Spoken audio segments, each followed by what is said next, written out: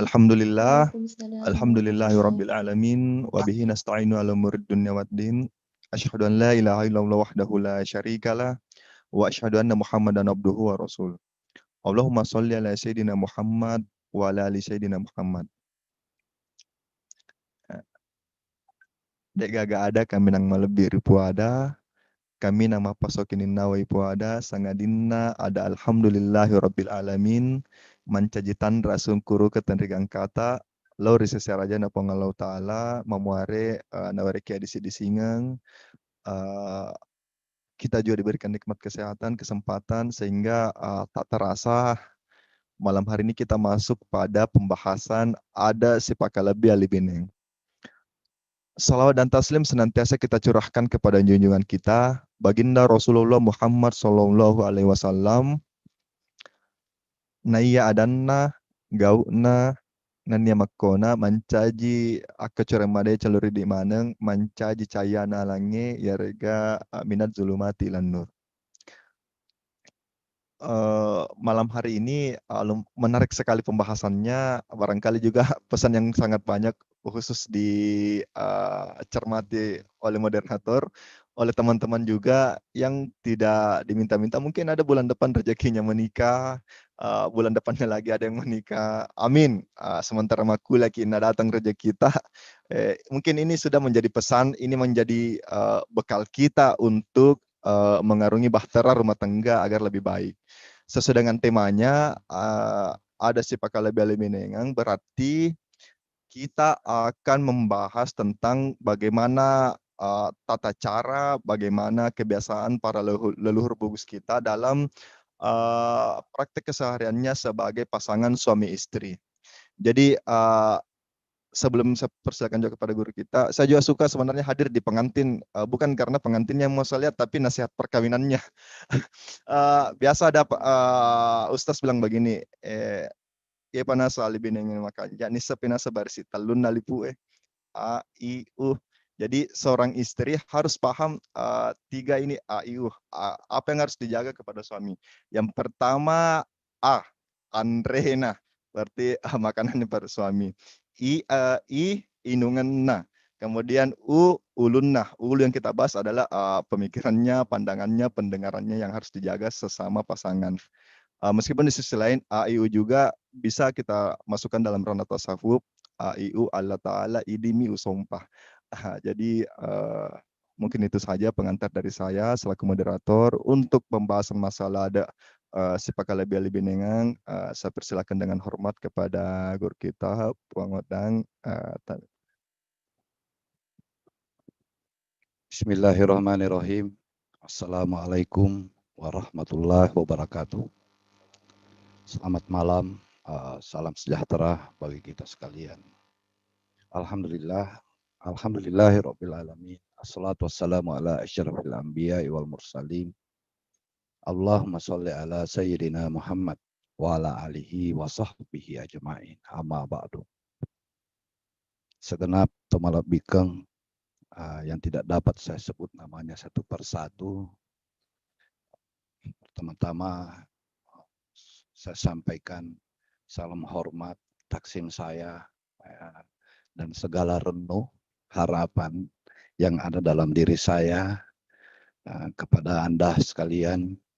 Terima kasih Guru Semangat Malongilongita karena berkenan untuk menyimak, dan tentu saja kita akan saling berbagi, sharing dalam rangka mendapatkan ridho Allah dalam bingkai pengetahuan pada malam hari ini.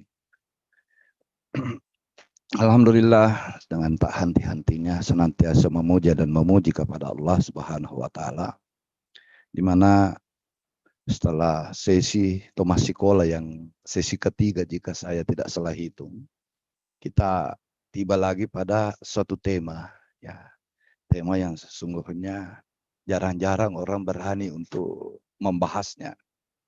Ini tema tentang ada asipakalap bireng dalam hal alibineng. Artinya adat istiadat. Bagaimana orang Bugis, bagaimana masyarakat Bugis memandang pernikahan itu. Ya, kenapa jarang orang yang ingin membahas ini? Tak lain karena jangan-jangan kita yang membicarakan, baru orang nak jadikan contoh, nak jadikan kita menjadi standar. Jangan sampai Pak bicara ya, yang membahas ini sebenarnya lebih parah katanya. Artinya 100 yang dia katakan, belum tentu ada yang dia laksanakan 1. Olehnya itu sebelumnya Emil Simame saya memohon pamit kepada Kadapang segenap Tomalabikang bahwa jika saya menyampaikan apapun yang dapat saya sampaikan tentang tema ini, tak lain hanya membicarakan orang. Ya ini adalah gibah, gibah yang baik. Ya, ya dengan tujuannya artinya apa? Jangan jangan saya dijadikan standar, artinya minimal mudah-mudahan apa yang disampaikan ini sedikit banyaknya bermanfaat, dan jikapun saya sendiri tidak mampu menerapkannya, nah dengan mengatakan hal-hal yang mudah-mudahan bermanfaat itu ada yang malah menerapkannya dan saya dapat percikan amalnya, amin. Itu yang menjadi tujuan kita pada malam hari ini. Sekarang atau malah bikang kayak hadir pada malam hari ini. Alai bineng, demikian orang Bugis Sidendreng, demikian orang Bugis Wajo, bagaimana orang Bugis Bone dan juga orang Bugis Luwu menyatakan seperti itu. Jika mungkin orang di Makassar itu menyatakan ya asik alai bineng. Meskipun itu karena ada buku Lontar Asik alai bineng, kalau kita menyebut itu langsung pemikirannya ngeres. Ya, ini persoalannya Lontar Asik alai bineng. Ini buku yang sangat fenomenal. Yang ditulis oleh Bapak Temalabita Dr. Muhlis Hadrawi. Itu menjadi super bestseller. Ya, itu sudah dicetak berkali-kali. Dan orang heran saya, ya ini memang hal yang menarik. Karena yang dia ceritakan adalah seluk-beluk perhubungan laki-laki dan perempuan, dalam hal ini suami istri.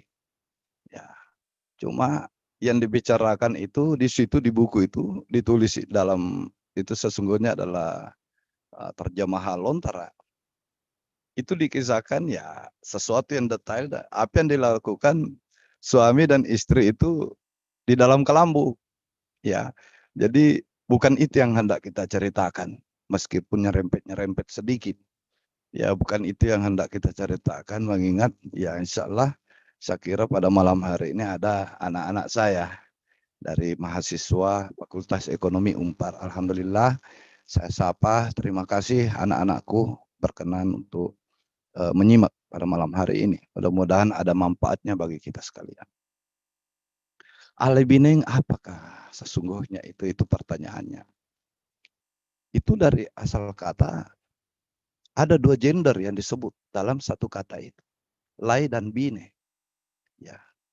Kenapa? Bukan alakai bineng. Ya.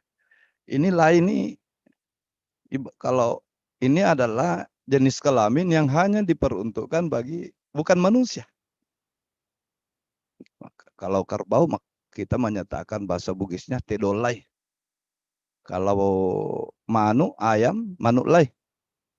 Ya. Denak kada te manuk borane. Denak kada tawe memana ya orang tidak menyatakan, "Woi melahirkan nih ibu anu laki-laki apa perempuan anaknya." Nah bilang, orang tidak bilang lai kalau laki-laki. Orang bilang ya borane. Ya. Nah, Hasana Lontara jika kita mencermatinya, ada satu hal yang menarik di situ. Ternyata masyarakat Bugis itu menurut periodenya dari masa ke masa terjadi perubahan-perubahan kata ya dalam bahasanya. Jika kita membaca Lontara yang tua, ya taruhlah Lontara yang ditulis pada abad-abad 15 ataupun sampai 16 bahkan 17 masih didapati minimal 17 awal, laki-laki itu disebut dengan sebutan lain yang kita tidak kenali lagi pada hari ini. Itu disebut sebagai saungan. Bahasa Indonesianya sabungan. Jadi ibaratnya ayam, ya laki-laki itu memang dilahirkan untuk disabung. Ya, disabung. Kalau perempuan disebutnya awiseng. Jadi contoh satu narasi menyatakan misalnya kalimatnya, najajengi anak dua, si di saungan, si di awiseng. Dia melahirkan anak dua orang. Satu laki-laki, satu perempuan. Kemudian masa waktu bergulir, ya, entah bagaimana, ini adalah suatu kajian filologi dan juga ahli bahasa yang bisa membahas itu secara lebih jelas.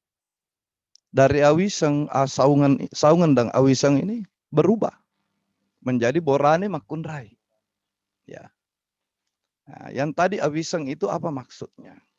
Awiseng itu asal kata dari awi. Awi itu adalah lipak pada masa ini. Ya. Kain yang dijahit kedua ujungnya menjadi seperti halnya kita sarung. Jadi yang memakai sarung itu dulu adalah perempuan. Ya. Lalu apa yang dipakai laki-laki? Apa yang dipakai oleh saungan? Masa itu mereka memakai yang disebut sungkeli. Jadi sarung juga atau kain, tapi pasangannya itu mirip jadi celana jadinya. Karena dia dilinting baru diikat. Di antara kedua kaki baru diselipkan di belakang. Itu pada abad-abad 15-16. Jadi sedikit agak melenceng. Kadang-kadang saya merasa lucu jika ada anak-anakku membuat suatu pagelaran, ya, pagelaran teater sejarah yang berinstan tentang sejarah. Misalnya dia mementaskan tentang asal mula Wajo, baru pakai jas tutup. Saya bilang, orang waktu itu belum kenal jas tutup. Oh ya, laki-laki tidak pakai sarung. Laki-laki pada masa itu memakai awiseng, sungkeli. Memakai sungkeli, dan bagi orang-orang terkemuka dia memakai namanya salimpera. Salimpera itu berupa kain. Jadi selain dia memakai sungkeli dalamannya, dia memakai kain mirip selembar kain yang dililit, mirip kayak Buddha. Ya, mirip kayak Buddha. Jadi antara lain pada kitab Lagaligo, ya itu yang dipakai adalah salimpera. Itu yang dipakai oleh Pak Toto. Ya, nama salimpera lalu saliwang. Siku rempali tangga terpak. Itu dalam bahasa Lagaligo. Nah, kemudian dilanjut. Ketika itu berubah menjadi borane. Laki-laki tetap saja digambarkan dengan machoismenya. Ya, macho memang laki-laki itu. Sampai ia dengan hanya beda sedikit. Borane dengan warani. Kadang-kadang dalam suatu dialek tertentu misalnya ada yang menulis woroane. Ya, woroane anaknya. Berlaki-laki anaknya. Nah, kemudian perempuan menjadi makunrai. Itu asal kata dari unre. Unre itu adalah semacam rok. Jadi kalau dia bilang tadi awiseng artinya memakai awi, nah makunre artinya yang mengenakan rok. Ya, itu rok unre. Ya, itu mirip kayak rok, tapi itu dijala-jala. Nah, barangkali ada yang pernah tinggal di pinggir danau, orang bilang mak bunre. Itu bunre itu kayak pasero, kayak untuk alat menangkap ikan. Ya itu mirip roknya orang dulu. Ya, itu mirip roknya unre namanya. Nah, dan itu yang masih berkembang. Bagaimana di Endrekam, bagaimana yang di penutur bahasa Tae, bahasa Duri, bahasa Toraja, itu menyebut bene, baine. Kalau di perempuan juga, di Makassar, orang di Goa ya baine juga. Ya. Buruknya kalau laki-laki. Sebenarnya mirip-mirip. Semua ternyata apapun, meskipun ada perbedaan kata, sebutan, tapi orang bisa saling mengerti satu sama lain. Ya. Buruknya, baine, anak-anak. Kalau kita ke Toraja, nah bilang Tobene. Iya. Ya. Kalau laki-laki, mane, muane, muane, mane. Apa kareba mane? Itu laki-laki atau saudara laki-laki. Nah, kita lanjut persoalan alai bineng. Kenapa disebut lai? Lai ini kenapa bukan borane baine? Yang pertama, ya lagi-lagi dalam hubungan suami istri menurut pandangan ini dari kita dari segi bahasanya. Lai bine itu, lai itu adalah sifat gender yang dilekatkan pada hewani. Maka dalam hal ini, kalau untuk saya terjemahkan laki-laki dalam alai binengan disifatkan adalah untuk memikul semuanya. Bicara kasarnya ya burukan. Ya, mawatang ya mana? Kuat, besar. Dia juga yang menjadi pelindung. Dia juga yang mencari. Ya, dia juga yang memanjakan. Ya, dia juga yang memberi ketenangan. Dan juga memberi kenyamanan. Nah, ini. Nah, itu alai binengan. Nah, bagaimana ketika lai ini bahasa kasarnya disebut lai bukan borane karena kadang-kadang laki-laki kita kalau bersama dan istrinya sedikit-sedikit dia dimalah masih risang. Tidak boleh pemalu laki-laki itu. Ya, mohon maaf kasar memang istilahnya. Larinya ke persoalan machoisme, kejantanan laki-laki itu tidak bisa kalau ada laki-laki pemalu menembak. Malu melamar, tidak laku-laku itu. Tidak ada pacarmu, tidak ada istrimu. Kau harus memulai, ya, seperti ayam jantan. Ya, kadang-kadang memancing, mematuk-matuk itu batu-batu napa atau supaya betinanya mengira itu jagung, memancing. Artinya, lai itu kayak ayam jantan, tidak malu berbohong. Tidak malu berbohong, ya. Ayam jantan pun berbohong, sama-sama lai. Ya, ya, ya, pura-pura kaya, pura-pura ya gentleman, pura-pura bijaksana, ya, pura-pura sok banyak nasihat, ya, itu sifatnya lai ketika laki-laki berhadapan dengan perempuan. Laki-laki dalam hal ini disebut lai, artinya jenis gender yang dilekatkan kepada hewani. Borane pasti risau, demu laku. Iya, pasti risau, wedang. Itu tidak bisa. Nah, masyarakat Bugis, bagaimana laki-laki kepada perempuan selalu digambarkan mengalah. Saya pernah dalam Lagaligo itu, bahkan sudah jadi istrinya, Sawari Gading ini, Puata Sawari Gading, kepada istrinya yang tercinta, Wecudai. Kalau mau berpergian, maka Wecudai ini kan mengunyah-ngunyah siri, orang dulu mengunyah siri. Maka dia menadahkan tangannya di hadapan mulutnya istrinya. Saya memohon, saya meminta kunyahanmu. Jadi di ampas sirih itu, sirih pinang itu, dimuntahkan di tangannya Sawari Gading. Baru Sawari Gading mengulumnya, baru dibawa pergi sebagai pasio semangat, penguat semangatnya. Itu luar biasa. Jadi romantisme laki-laki Bugis itu adalah selalu mengalah di hadapan perempuan, apalagi sama istrinya. Sejantan apapun dia adalah ketika berhadapan dengan musuhnya, biar satu lusin dia tidak mundur setapak pun. Dia garang, dia ganas di medan perang. Tapi ketika berhadapan dengan istrinya, tiba-tiba jadi domba. Tadinya serigala, tiba-tiba jadi domba. Nah, coba kita buka bagaimana lagu-lagu lama itu. Lagu-lagu lama Bugis itu misalnya Lete Rimanipe. Ya. Nah, katakan ulang agarot mompo bulan apa katanya yang sedang terbit.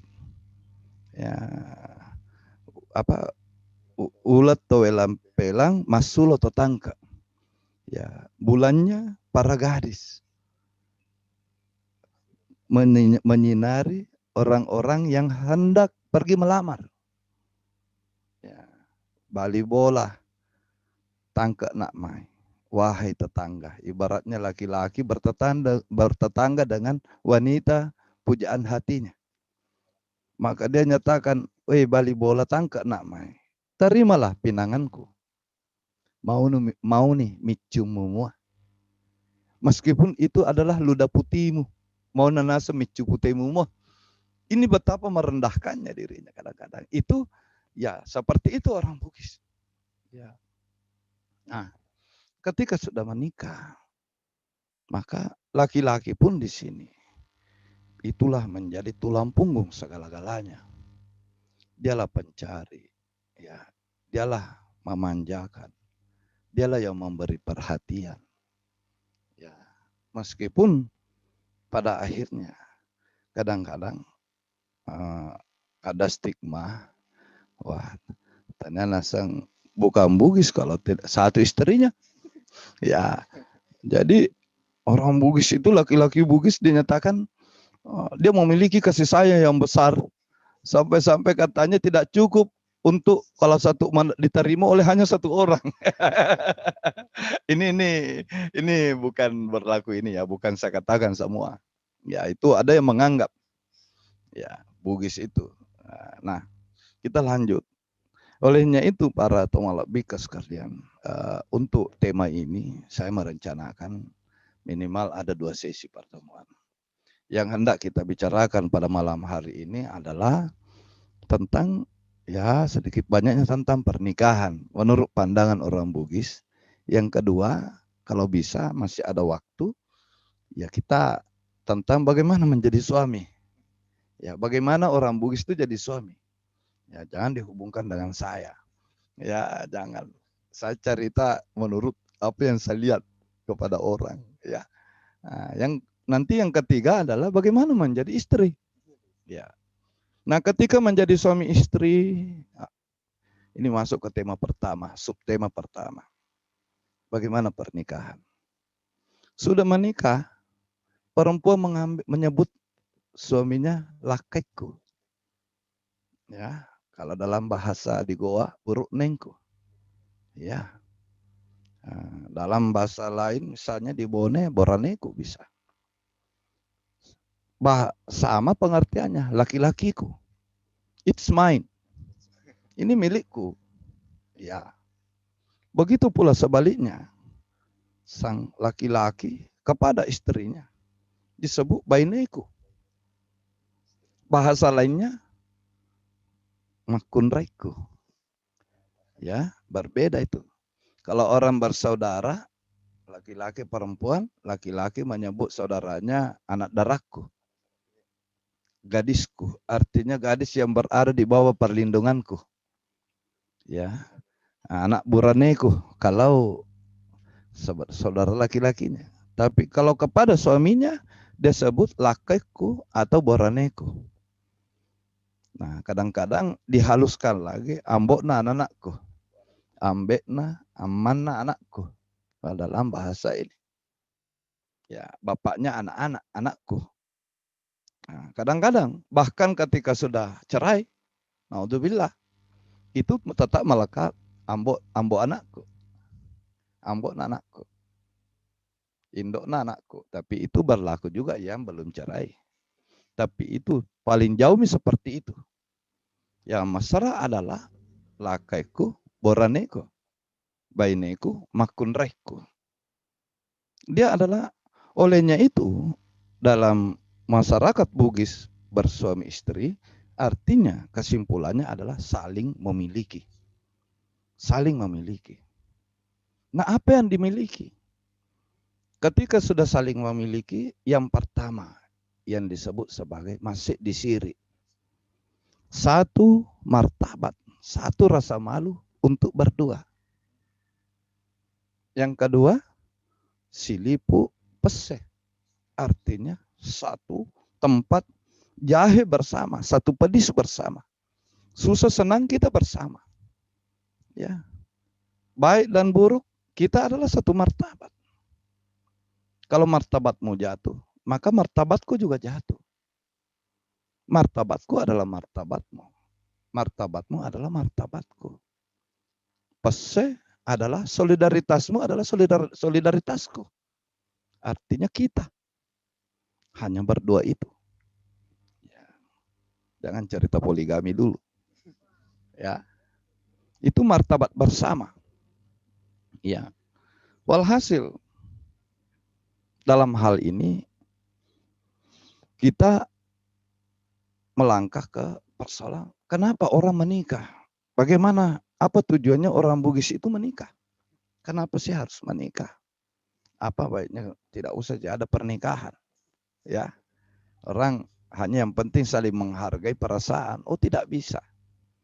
Dalam budaya manapun, dalam adat manapun, orang itu laki-laki perempuan itu dinikahkan. Nabi Adam alaihissalam dengan Siti Hawa alaihissalam itu dinikahkan. Itu dinikahkan. Dan maharnya adalah syahadat. Ya.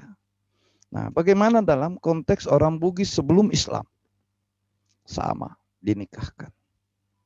Bagaimana orang Bugis sebelum Islam? Kita buka dalam naskah Ilagaligo. Dan hebatnya dalam pernikahan itu ternyata kalau kita lihat sama dengan yang disyariatkan oleh Islam. Artinya minimal sejalan. Di mana sejalannya? Laki-laki melamar, wanita menerima lamaran. Tidak semua suku bangsa di dunia ini, di Indonesia saja, laki-laki yang melamar. Satu suku bangsa di daerah Tiongkok, itu malah perempuan yang melamar. Saya dengar-dengar jika di Sumatera Barat juga ada seperti itu. Perempuan yang melamar. Tapi masyarakat Bugis selalu laki-laki yang melamar. Bukan perempuan yang melamar. Kemudian ketika diterima lamarannya, maka pihak laki-laki itu dinikahkan di tempatnya perempuan. Itu sama dengan Islam. Nah, tidak semua juga suku bangsa di dunia yang seperti itu. Meskipun memiliki alasan yang berbeda-beda, tidak bisa kita salahkan. Itu menurut persepsi orang. Contoh, kalau kita nonton film-film klasik Mandarin, Tiongkok, film Tiongkok itu, Tionghoa itu, ya seorang calon pengantin perempuan dijemput dengan tandu, ya baru dibawa ke rumahnya pengantin laki-laki untuk dinikahkan di situ. Hormat kepada langit, sama-sama menghormat. Hormat kepada orang tua. Nah, baliklah dia menghormat kepada kedua orang tua. Baru saling menghormati, maka mereka berhadapan. Sudah sah. Ya, itu dinikahkan. Kenapa? Alasannya adalah seorang wanita ditinggikan, menurut dia, menurut mereka, dijemput dengan tandu dan pasukan. Ya, dipakaikan baik-baik, baru dibawa ke rumah laki-laki karena di sana adalah patrimonial. Ada istilahnya semarga. Ya, para laki-laki yang menjadi penerus marga. Sama dengan kebudayaan Arab. Ya, apa istilahnya kalau ya pihak laki-laki lah menurunkan nazab. Ya, berbeda dengan orang Bugis. Orang Bugis itu adalah bilateral, bilineal dia. Bapak dan laki-laki perempuan itu memiliki porsi setengah-setengah. Ya, seperti yang telah dijelaskan pada bab-bab terdahulu. Olehnya itu, namun demikian perempuan ditinggikan. Ya, perempuan ditinggikan sehingga laki-laki, pihak pengantin laki-laki, jika ingin pergi menikah di tempatnya perempuan, maka disebut mendre. Menaik. Kalau di Makassar itu apa naik? Apa naik bunting. Kalau naik, logikanya berarti yang mau naik itu berasalnya dari bawah. Berarti pihak laki-laki itu di bawah dan perempuan itu di atas. Mapendrek buting bicara riolona manrulu. Selalunya pihak laki-laki mapendrek ipendrek lo buting.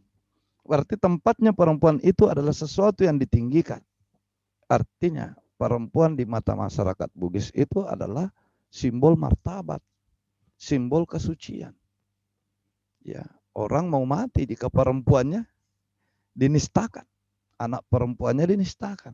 Anggota keluarganya yang perempuan dinistakan. Orang merasa malu. Segenap malah bikin kayak hadir.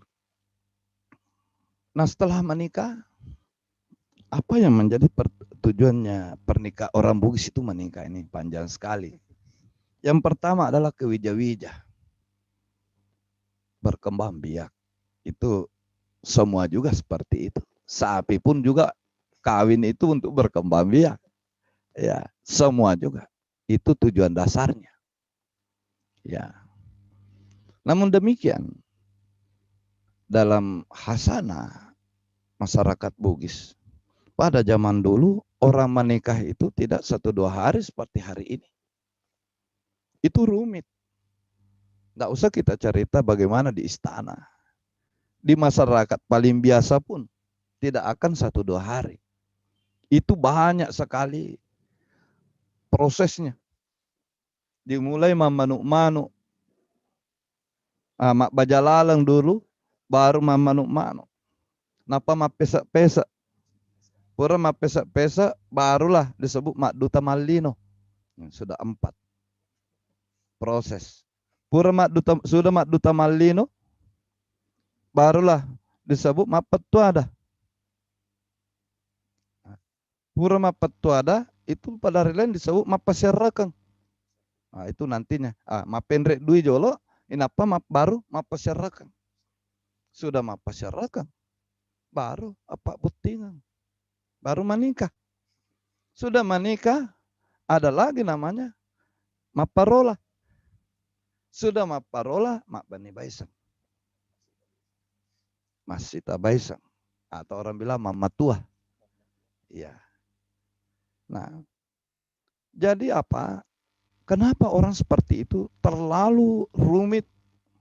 Hal-hal yang sebenarnya sudah sederhana dirumit-rumitkan. Yang pertama tujuannya adalah supaya dianggap bahwa pernikahan manusia itu memang berbeda dengan perkawinan hewani. Manusia berlainan jenis dipertemukan dengan acara yang tidak mudah.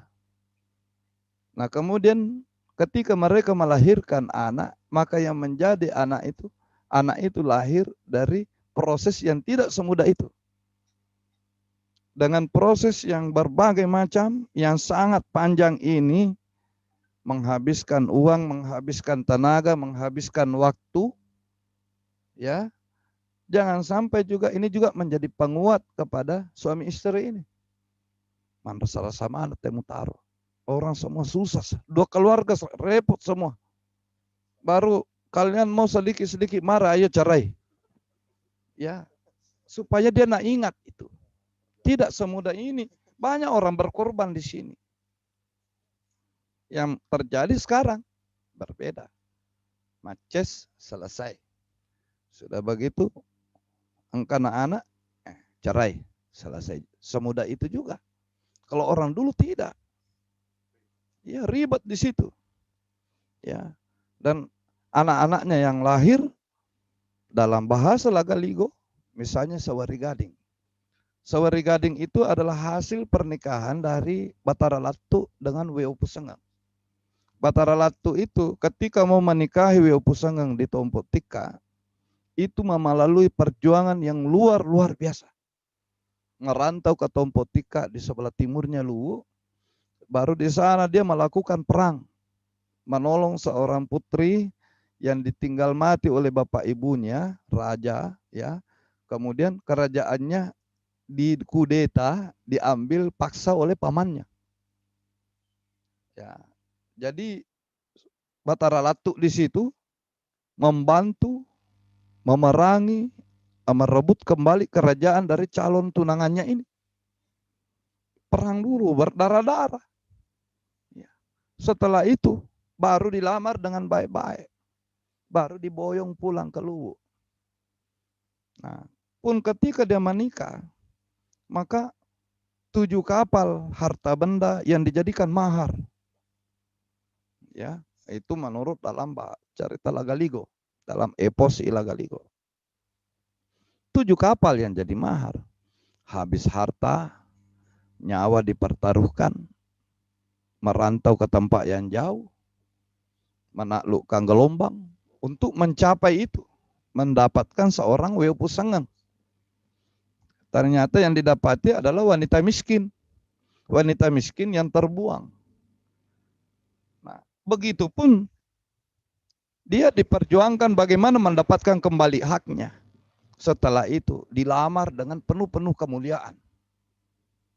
Sudah diperjuangkan, dipanaisi lagi, maharnya lagi luar biasa. 7 kapal yang disebut Sebukati. Ya, Sebukati. Jadi tingkat mahar tertinggi jumlahnya itu dalam masyarakat Bugis disebut Sebukati. Ya, yang kita sekarang paling hitungannya 1 kati. Kalau orang bilang utarima nih alai biningan anu binti anu sompana misalnya sidikati atau telukati setengah. Sidikati hitungannya 88 real, tapi bukan real sekarang sesungguhnya. Real itu real emas. Pitu duit, pitu uang, pitu tali. 7 tail itu mahal. 1 tail itu uangnya orang Cina yang besar begini, yang 1 genggam paraja Pak Jak Guru 4 tampu. Itu dari emas. Itu beratnya bisa sampai 300 gram. Itu kali 7. Itu namanya baru hitung sidikati. Kalau di tempat-tempat tertentu ditambah 1 orang budak. Sidipitedong. Ada juga menghitungnya 7 berserta dengan uang tadi ini. Bagaimana kalau si Sebukati? Sebukati. Nah, dari pernikahan keduanya lahirlah anak kembar. Sawari Gading dengan Wetan Riabing. Nah, dalam bahasa Lagaligo disanjunglah Sawari Gading. Lamat dukeleng Sawari Gading opun nawara. Nah, itu orang yang Sebukatin itu Weu Pusengan. Artinya Sawari Gading adalah hasil Sebukati untuk Weu Pusengan. Artinya berapa maharnya bapaknya kepada ibunya, itulah yang menjadi status daripada anaknya. Jadi peko ni pala erotawe ko si tangagarami na pindre. Maka ada jaji ni anak na salah bacok, maka ada ya si tangagarana ya. Begitu dulu. Iya, arung aja rusa tapi si tangagarami itu pindre ke ngotan. Madodong. Jadi di sini nih orang dulu sampai mau habis-habisan untuk bagaimana mapanai, bagaimana memberi mahar yang banyak demi tujuan, bukan tujuan untuk dirinya ketika itu. Kalau orang dulu untuk kemuliaan turunannya.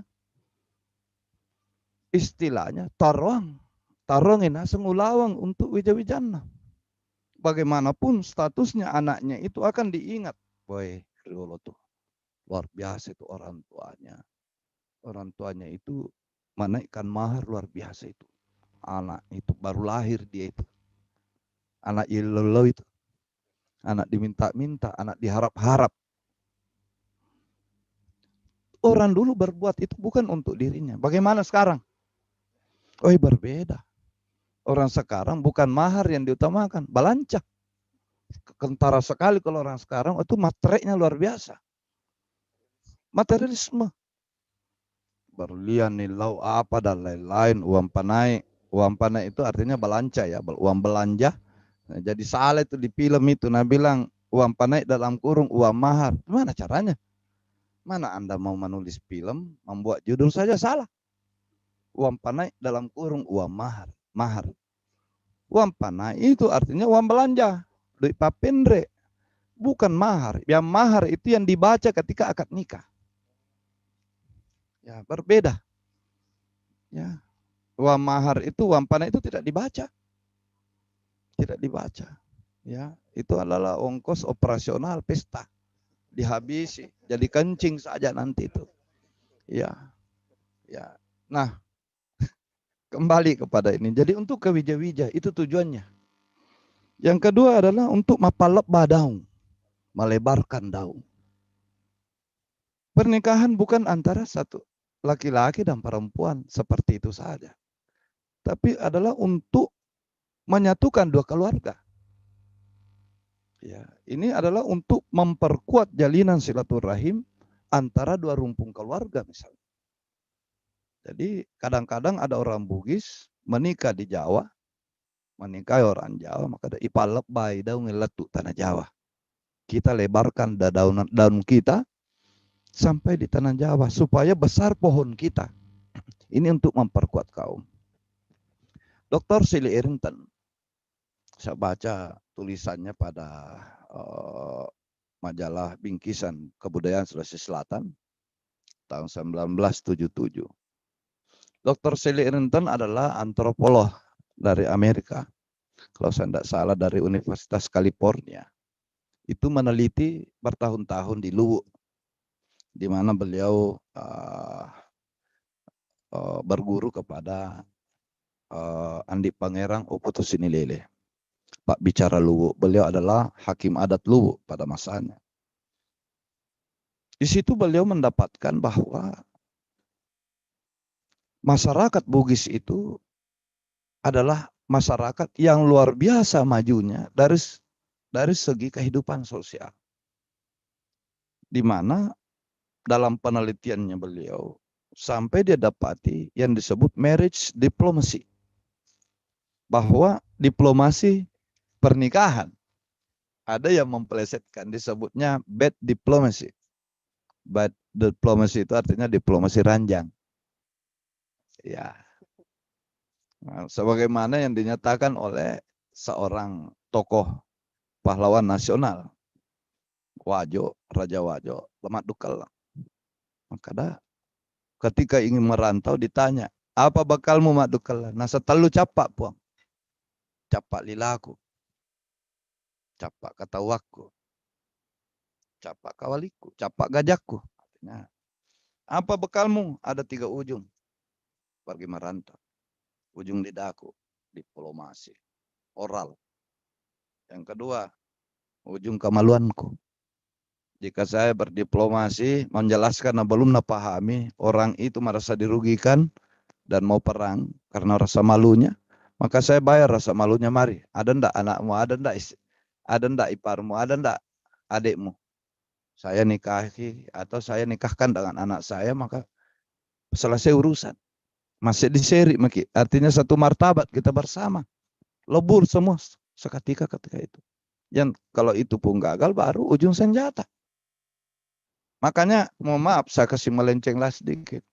Saya kecewa dalam ajang-ajang duta wisata, darah daeng, dan lain-lain. Ini pemuda-pemudi Sulawesi Selatan, jika ingin tampil di panggung, ya di catwalk itu, laki-lakinya selalu berjalan tegak dengan gagah, angkat dagu, baru pegang ujung badik, ujung keris. Padahal itu terlarang. Yang tidak boleh, artinya kau mengutamakan capak yang ketiga. Ya, itu adalah capak yang terakhir, sehingga orang Bugis, coba lihat bagaimana fotonya di Mapanyuki, Raja Bone, itu malah sembunyikan. Ujung kerisnya itu karena tidak ada pas sapu, maka ujung sarungnya sebagian begini untuk disembunyikan. Itu adalah sopan santun.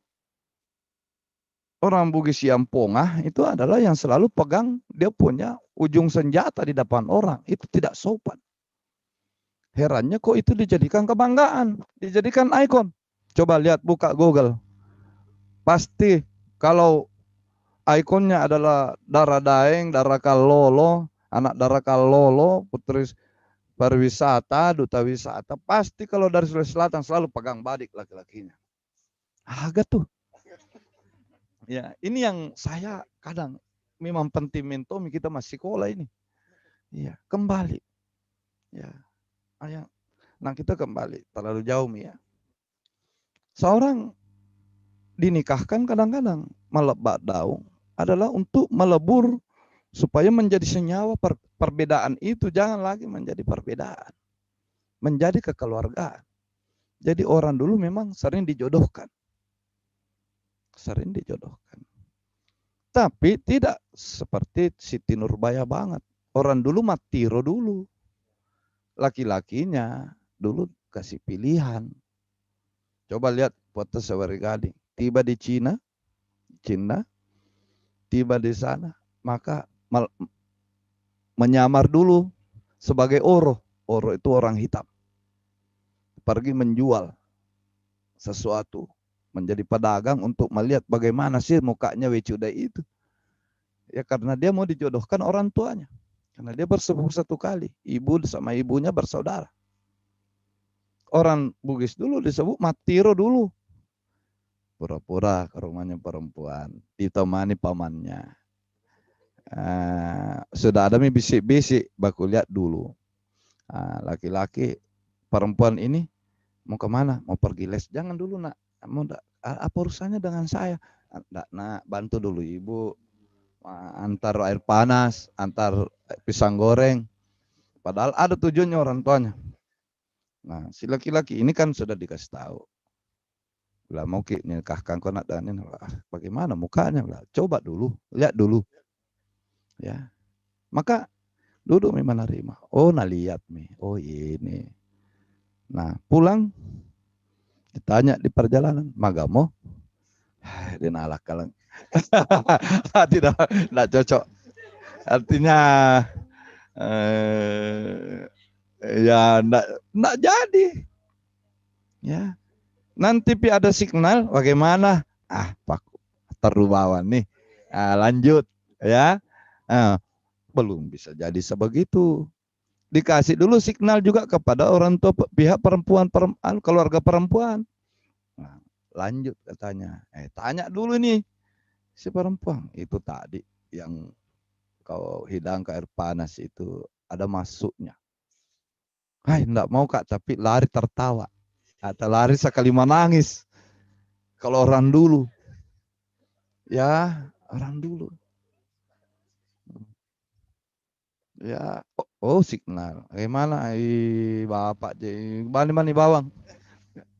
Terserah kau deh, artinya sudah oke. Iya, orang dulu itu malu loh kalau tinggal anaknya lama. Sampai disebut parukusang, manuk-manuk parukusang. Itu ada jenis burung malam kalau berbunyi di dekat rumahnya ada orang anak gadisnya, itu sampai orang baca doang. Alhamdulillah, mudah-mudahan cepat datang. Iya, berita timpa parukusan. Itu parukusan juga mirip bahasanya dalam perjodohan. Ya. Nah, saya lanjut.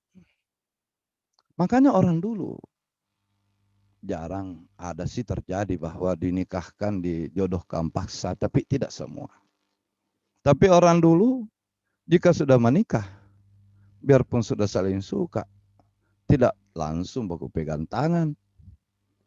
Nah, makanya kadang-kadang saya ya mangkal juga sih sebagai orang tua, toriolo.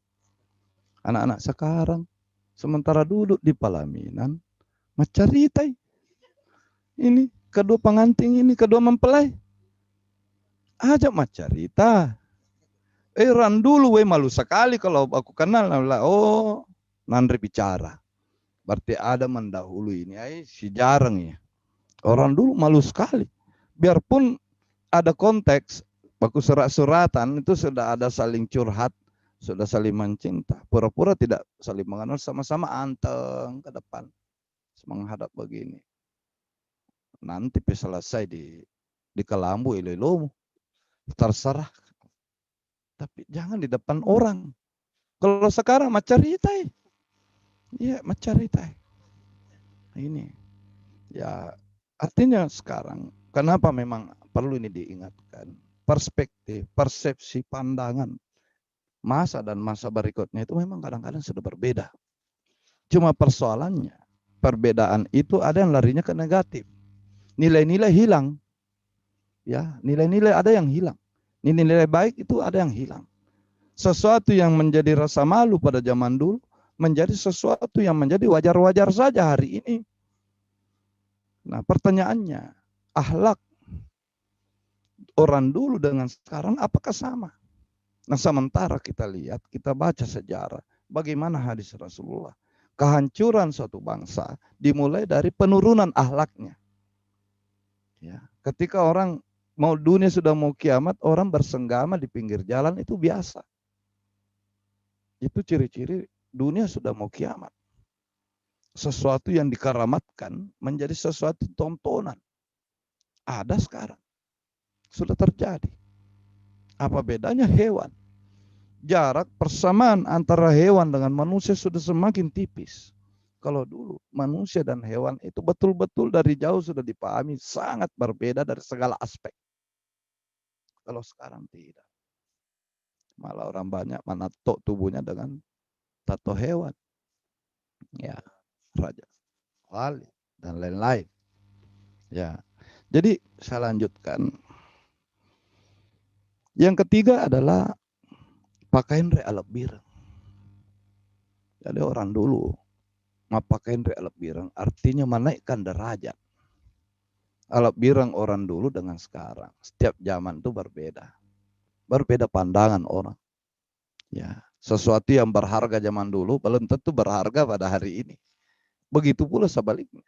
Yang dianggap berharga pada hari ini belum tentu berharga pada zaman dulu. Pertanyaannya, yang mana itu? Orang dulu dihitung mau kaya, mau miskin, itu bukan itu yang menjadi takaran. Orang dilihat itu darahnya berapa? 0 kah? 10 kah? 15 kah? Ataukah sudah 32,5? Kalau 32,5 berarti Andi media. Nah, sampai 100 yang tertinggi. Nah, ibaratnya saya 0 hari ini. Nah, maka bagaimana supaya saya bisa menaikkan derajat? Bukan derajatku hari ini yang kunaikkan. Orang dulu selalu arahnya ke depan. Anak lapis berikutnya itu yang dipikir. Dia berjuang hari ini, mati-matian, mengeluarkan darah dan keringat, itu adalah untuk generasinya. Berbeda kita hari ini. Kita berjuang hanya untuk kita aja. Tidak memikirkan generasi. Alam ditimba, digilas, adalah untuk dinikmati hari ini. Tidak pernah dipikir bagaimana apa yang dapat untuk generasi pelanjut kita. Nah, coba lihat orang dulu. Darahnya 0 hari ini. Maka dia berjuang, merantau kemana-mana. Melaut, berlayar, bahkan berperang. Sampai dia mendapatkan status. Tawarani kah? Apakah dia menjadi kesatria? Apakah dia menjadi tomaca? Toaca artinya cendekiawan. Atau pandrita ya, ulama, ataukah dia menjadi orang yang kaya. Ketiga ini meskipun darahnya 0, dia bisa kembali ke kampung halamannya, dia bisa menikah dengan wanita bangsawan. Kalau dia ulama, maka bahkan dia tidak perlu membayar denda. Ya, dia tidak perlu membayar mahar tinggi. Sama aja umum dengan bangsawan. Itu tinggi, itu bagaimana orang Bugis meninggikan ilmu pengetahuan. Ya, Andre Guruta memperistri seorang bangsawan itu tidak mengalir darah, tidak membayar denda karena dia ulama. Tapi kalau dia pemberani harus menikah dengan bangsawan, putri bangsawan harus melalui dengan jasa dulu. Wih, dia bertahan paling di depan, tidak pernah mundur. Sudah lari teman-temannya, dia masih bertahan. Dia bisa selamat karena wallahualam, padahal karena tidak dilihat lawannya. Walau bisa seperti itu. Tapi dia selamat, maka dikasihlah daimah petahang. Dikasihlah gelar. Ya, atau daimah apa pokoknya. Maka dia disanjung oleh raja, dinikahkan dengan anaknya. Bagaimana yang hartawan? Nah, kerajaan butuh kas. Maka dia mengalir darah. Berapa kati? Kau dibayarkan denda dulu.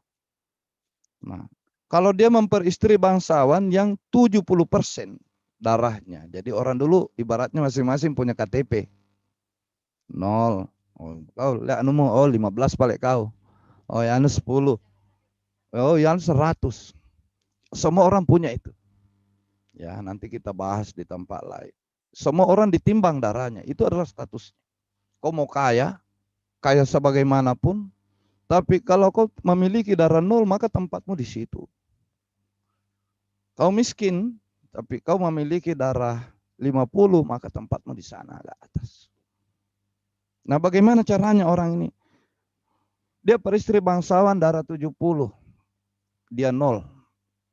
0 ditambah 70 sama dengan 70 per 2, jadilah anaknya 35. Seorang jadi Andi, darahnya 32,5, maka anaknya jadi Andi, meskipun hanya ibunya yang bangsawan. Boleh. Anbok mapa bati, indok mapa tasa, indok ambok pawata, capak pasapu, indok parendreng ikut simpolong. Nah ini, maka jadilah orang menikah, anaknya menjadi Andi.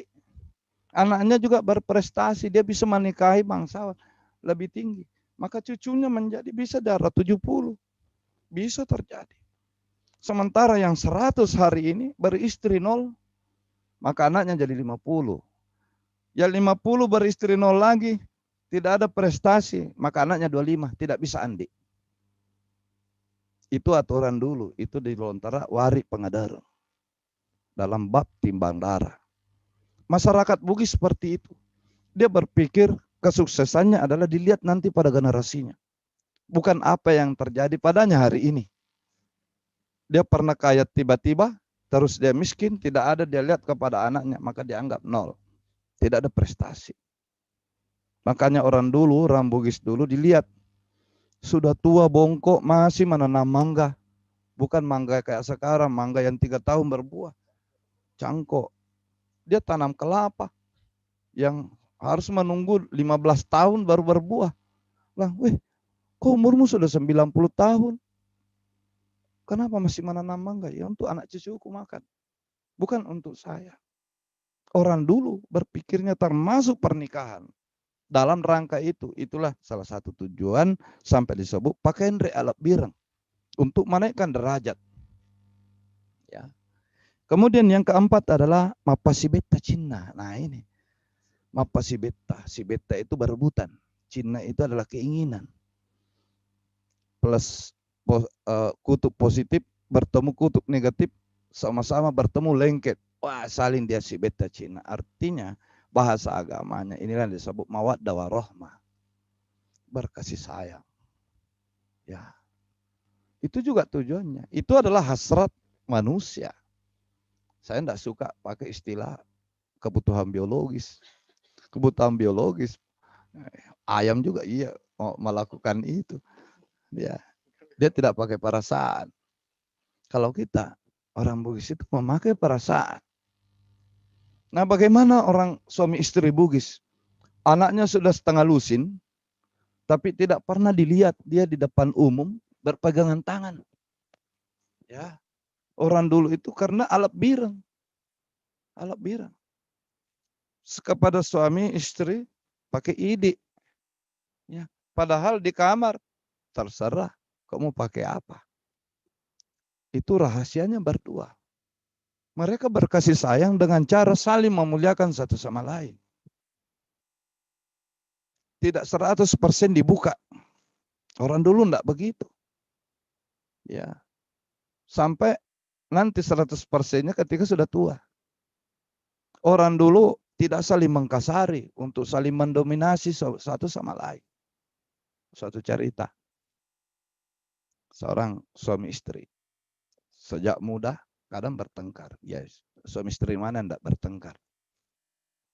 Pokoknya kalau sudah ribut, perempuan ini, istrinya ini langsung lari ke kamar mandi. Ya. Sudah sebentar, sekitar 15 menit di dalam, baru keluar nyaman, cerah pandai, sudah berseri-seri lagi. Suaminya heran, masih mau wah terserah kau mani bawang, saya mengalah, kata istrinya. Sampai sudah umur 70 tahun mereka. Dan kalau ditanya apa yang kau lakukan di kamar mandi, tidak pernah mau cerita ini perempuan ini, istrinya ini. Suatu waktu tidak tahan suaminya, bilang, kan sudah tua Maki. Sebenarnya apa yang kau lakukan di kamar mandi kalau kau marah? Tak 15 tahun, tak 15 menit di situ. Bilang begini, kalau saya masuk kamar mandi itu, kan ku kenal di sikat gigimu. Ku pakai masih sikat WC, sikat toh kloset. Iya, kalau sudah pakai masih sikat kloset itu, puas, nyaman sekali perasaanku, berhenti marah sama kau. Apapun kau lakukan, saya sudah ikhlas. Wah, jadi caranya nih begini, mampu membalas, menyenangkan perasaannya tanpa harus menyakiti perasaan dari lawannya, suaminya. Selesai. Iya, itu caranya orang dalam mengelola emosinya. Bagaimana menjaga rumah tangga. Kadang-kadang mau tidak mau ini rasa marah harus diledakkan juga. Tapi gimana caranya tanpa harus melukai. Yang penting saya puas, kau tidak tahu. Ya, seperti itu. Ada rahasia yang kita simpan. Orang dulu menghargai privasi. Laki-laki tidak mau tahu semua urusannya istrinya. Istrinya juga tidak mau tahu semua urusannya laki-lakinya. Meskipun dalam perhubungannya bahkan mereka tidak dilapisi selembar benang pun. Tidak semua. Perempuan tidak perlu tahu HP-nya suaminya kalau zaman dulu. Suami juga tidak perlu mengetahui HP-nya istrinya. Karena kalau kau mau ketahui semua itu, ciri-ciri orang yang tidak percaya diri. Kau khawatir. Laki-laki terlalu mencurigai istrinya, pacemburuan, berarti dia tidak percaya diri. Tengah-tengah moy. Mungkin dia memang gagah. Nah, dia rapang. Iya. Kota itu dia orang tidak percaya diri. Selalu menganggap istrinya, pasangannya bisa tertarik kepada orang lain. Begitu pula yang perempuan. Dia tidak percaya diri. Dia selalu menganggap orang lebih baik daripada dia. Sehingga jangan-jangan suaminya bisa kepincut sama wanita lain. Dia tidak berani. Ya. Tapi dalam hal ini orang Bugis memberi pesan. Lebih makun raya pangimpurung. Nanya borane. Nah keborane pangimpurung. Dia gak apa. Lebih baik katanya perempuan yang pencemburu. Karena memang perempuan itu memiliki motif perasaan yang berbeda dengan laki-laki. Daripada laki-laki yang pencemburu. Kalau laki-laki pencemburu, ajak nendrek bola. Jangan sampai terjadi. Ini istilah Bugisnya, ajak naik tabati. Jangan sampai dilihat oleh turunan. Ya, ajak naik bati. Ibaratnya ajak naik bati. Ya, jangan dilihat oleh turunan. Biar bagaimana kayanya, biar bagaimana gantengnya, biar sudah profesor. Kalau laki-laki pencemburu, siapa nilainya? Ya, ubaliki puji. Carilah yang lain dan saya temani Anda menyukainya. Jadilah kita saudara saja. Dia apa? Karena laki-laki begitu, jika dia pencemburu, maka itu yang biasa kejam. Biasa dia sadis. Ya. Dan hasrat menguasainya kadang-kadang kasar. Ya. Dan biasa ego. Dan selalu merasa terzalimi. Ya. Dan selalu menganggap orang lain bohong. Dia tidak percaya. Terlambat jika siang orang mencuci. Na WA terlambat na buka na balas, na bilang sama siapa kau tadi? Ini. Iya. Pasti kau lagi ini. Maka dilihat kalau dia laki-laki kasar, maka dia pulang na pukul istrinya. Palolo 5 aja nendrek bola. Kalau dia laki-laki pengecut, maka dia pergi, tidak pulang ke rumah istrinya, maka dia cari pasangan lain. Meskipun dia masuk ke tempat-tempat wanita nakal. Untuk pelampiasan. Memangnya cuma kau yang bisa selingkuh, saya pun bisa. Padahal istrinya tidak melakukan apa-apa. Langsung dia simpulkan. Ini bukan tidak dihitung dari betapa cerdasnya orang, tapi dilihat bagaimana dia mampu selesai dengan dirinya. Dilihat seberapa arif dia, seberapa bijak dia, dan seberapa dia rasional. Kentara, katanya laki-laki yang seperti itu suka menakut-nakuti dirinya. Kau kaborane na puji matau ko seta-setange. Ya na tuh. Ini meskipun tidak semua ya. Ini selalu saya cerita katanya. Ya katanya. Nah, walhasil mapasi beta Cina. Orang dulu dalam mapasi beta Cina ini, saya ulangi tadi bahwa dia itu tidak vulgar. Tidak memperlihatkan di depan umum, saling pelukan di mal-mal, pegang tangan. Oh, enggak seperti itu. Orang dulu elegan. Ya, sehingga tidak mudah saling bosan. Kalau orang sekarang, kemana-mana pegangan tangan, kemana-mana pelukan, enggak dipikir ada kemanakan, ada ini, langsung cium pipi kiri, pipi kanan. Kalau perlu ciuman bibir, tabe. Di depan orang, di depan anak-anaknya. Padahal itu pantangan. Saya, barangkali nih saya orang kampung. Paling saya tidak suka hari lebaran, kenapa? Hari lebaran karena saya lihat bapak ibuku jabat tangan. Mainnya ya masih rimite. Jauh ini tuh kampung memang ya. Saya orang kampung. Saya malu sekali lihat ibuku berjabat tangan sama bapakku. Padahal yang dia lakukan itu bukan cuma sekadar jabat tangan. Kalau tidak begitu bagaimana saya bisa ada? Tapi kita tidak lihat. Ya. Nah, apa akibatnya? Jika laki-laki, perempuan, suami dan istri sudah ada anaknya, misalnya dia pertontonkan kemesraan sama-sama di sofa, sama-sama nonton anak-anaknya, baru saling peluk di situ, Pak. Itu menciptakan anaknya menjadi orang yang vulgar juga. Ya, malegi-legi toma tuh anaknya. Iya, anaknya juga akan menjadi vulgar, menganggap hal-hal seperti itu biasa. Ya, kita orang Bugis dikatakannya tidak seperti itu. Balandai miri ulama koro. Iya. Nah, sekarang kita mau kembali ke mana? Apakah kita mau biasakan kembali ke bagaimana awal mula kita? Atau mau terpakai ini kan sudah masa zamannya sudah. Atau ternyata di Jepang, bangsa yang luar biasa maju, tidak memang seperti orang Bugis. Orang suami istri itu saling menghormati, saling bungkuk badan. Selalu pakai terima kasih. Domo arigatou gozaimasu. Orang barat, Eropa juga selalu begitu. Saya lihat mereka meskipun kadang-kadang ada kelihatan sentuhan yang berlebihan. Tapi dia pakai kudiu. Bisa kiranya. Dan lain-lain. What you like. Tuh. Selalu sifatnya adalah suggest. Artinya usulan. Saran. Tidak ada command. Tidak ada perintah. Tidak ada kalimat perintah. Satu sama lain. Itu saya lihat dari orang-orang Eropa yang memang beretiket. Dan juga memang yang tidak beretiket itulah yang pegang-pegangan, cium-ciuman. Tapi yang beretiket tidak. Dilihat dari kelasnya. Masalahnya sekarang. Yang kita mau contoh etiket yang tidak punya kelas. Kita contoh orang lain dan melupakan bagaimana akar kita.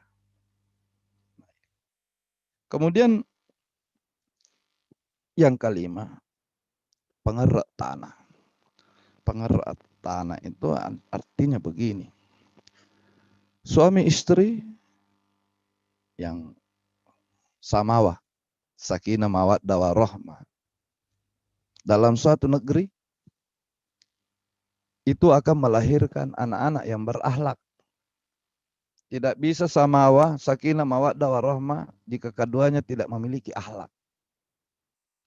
Keduanya yang berhubungan artinya dengan rasa syukurnya karena rahmah, karena cinta dari Allah ini juga akan membuahkan anak-anak yang memiliki rasa cinta dan akhlak, yang berakhlak mulia karena rasa kasih sayangnya dan sopan santunnya. Bagaimana jika dalam satu negeri ada keluarga 1.000, 1 juta seperti itu? Maka jadilah ia menjadi bangsa yang terkemuka. Bukan sekadar banyak penduduknya seperti kita. Ya, banyak bangsa di dunia ini, negara di dunia ini, dan juga dalam sepanjang sejarah. Tidak banyak penduduknya, tapi menjadi bangsa yang disegani. Terkemuka karena akhlaknya. Contoh para orang-orang Madinah zaman dulu. Ya, mereka memiliki akhlak sehingga membuat negerinya menjadi kuat. Nah, segenap tomalak bikeng hadir. Bagaimana laki-laki? Saya kira sesi akan menjadi 3. Ini baru selintas tentang perhubungan suami istri. Ya, berikutnya kita akan kita cerita bagaimana suami dulu. Kita kupas, kita saling mengingatkan, oh ada yang dilupa Pak. Mestinya kita sebut ini. Nah,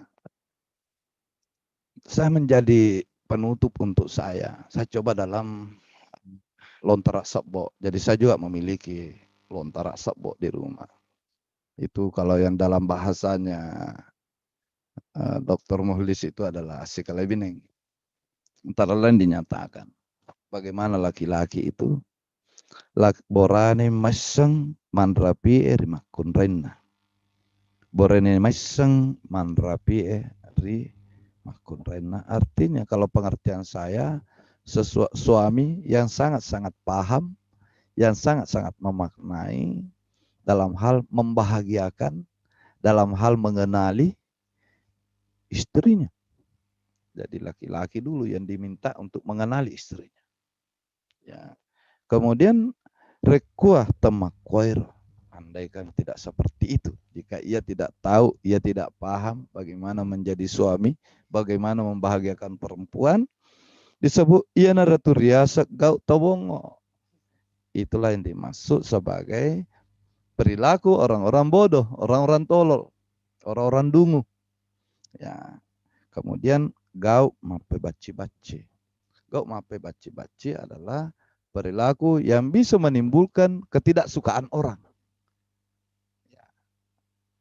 Kasih sayang yang diharapkan dari istrinya karena dia tidak tahu memperlakukannya, maka justru dia dapat benci. Dia tidak disukai. Kalau istrinya sudah tidak suka sama dia, berarti di mana misakina mawadanya warahmanya apa yang mau dibagi. Maka datang pulang dari pekerjaan, tiba di rumahnya, yang dia dapati adalah istrinya moro cempah. Moro cempah itu artinya dia menyimpan, dia di mulutnya ada sesuatu di mulutnya, yakni katanya asam. Bagaimana kalau orang perempuan segenggam asam taruh di mulutnya pasti masam mukanya. Masam mukanya, dia kan nyamang. Ya, nah, tidak ada yang berseri-seri. Olehnya itu, saya kira ini sudah terlalu panjang untuk satu sesi ini. Saya yakin masih banyak hal tentang bagaimana orang Bugis memandang pernikahan, tentang suami istri secara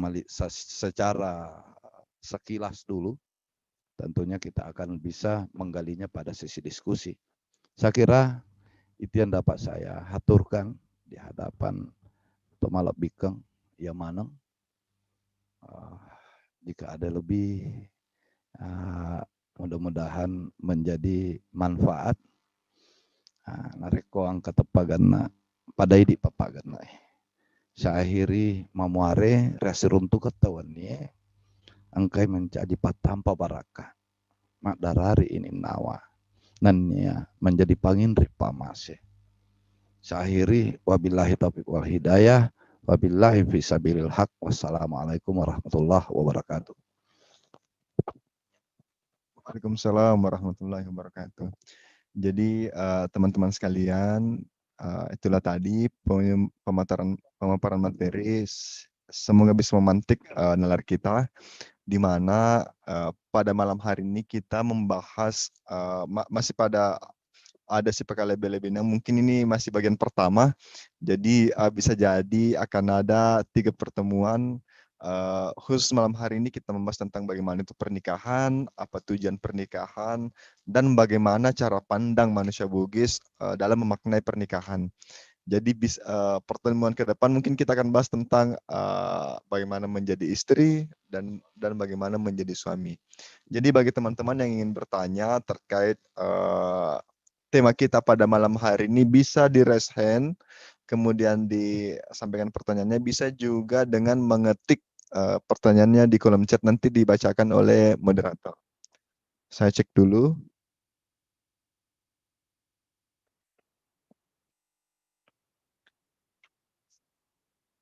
Sudah ada oh, ada dari NS. Assalamualaikum, tadi sempat disinggung soal cemburu.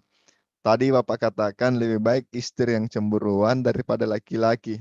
Nah, yang menjadi pertanyaan saya, adakah batasan-batasan cemburu kepada suami? Siap sekali mungkin NS ini untuk menikah. Cemburu kepada suami, batasannya.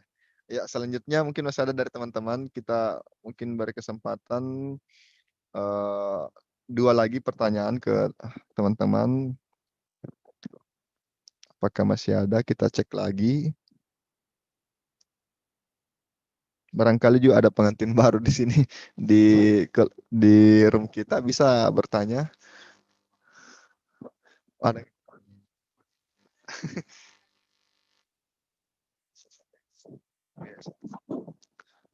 Iya, iya. Dari saudari kita atau yakin perempuan ini NS ya.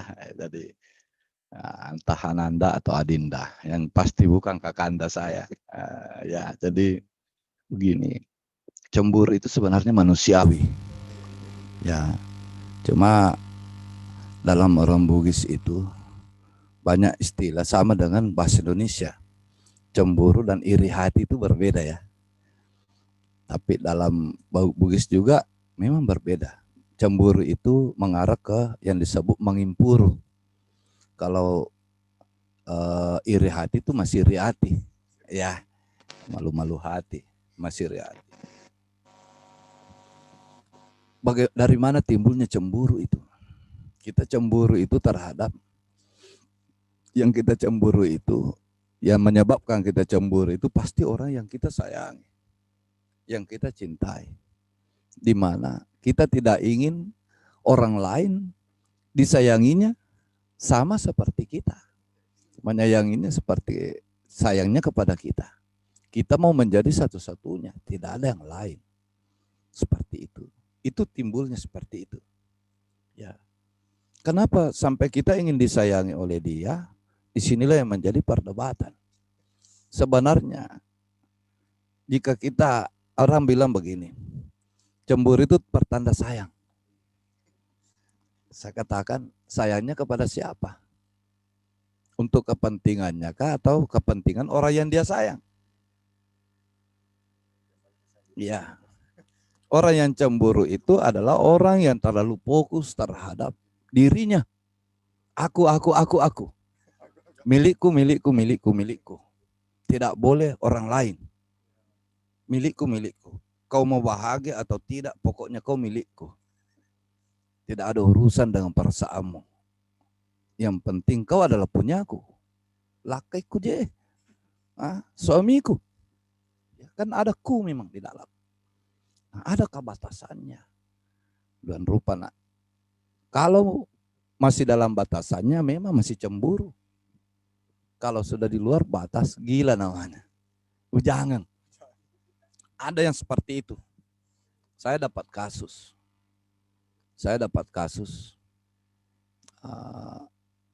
Perempuan yang sangat pencemburu, istri yang sangat pencemburu terhadap suaminya. Bahkan sama televisi pun dia cemburu.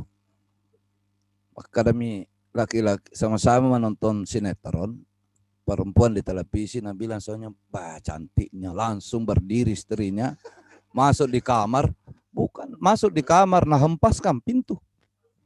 Ini dia perlihatkan. Ya, apalagi jika kita ke rumahnya main-main nih misalnya, Weh, siapa tadi kau bonceng itu panjang-panjang rambutnya? Di depannya kita masih bagus. Hai, biar mi, enggak apa-apa. Yang penting saya tidak lihat. Tapi sudah pas pulang, bekas cakaran mi suaminya besok di kantor. Ada seperti itu.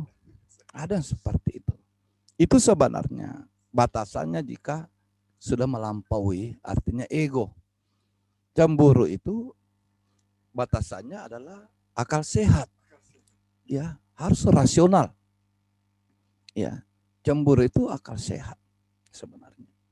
Nah, persoalannya semua cemburu rata-rata lahirnya dari ego kita.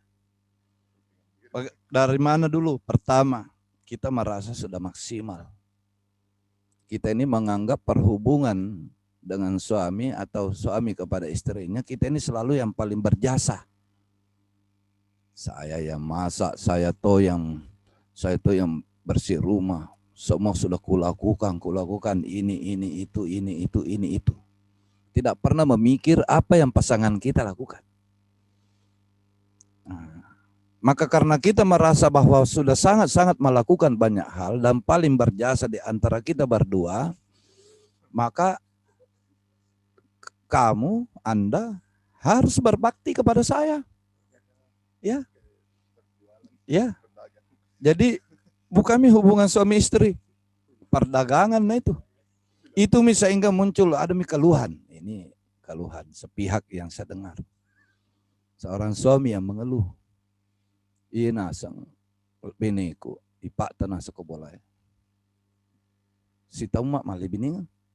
Gimana bisa lah sudah 10 tahun kalau ada sandak salah ingat. Kok katanya cuma baru satu tahun menjadi suami istri. Bilang betul. Tahun pertama kami suami istri sampai lahir ke Manakanta. Setelah tahun kedua dia sudah jadi satpam. Maksudnya saya mau pergi, kalau saya pergi nah tidak melapor dia marah. Lapor kok dulu. Kemana kok? Mulai hilang rasa sopan santun. Di sini ada dominasi. Di sini ada tekanan. Kau harus ikuti apapun kemauanku.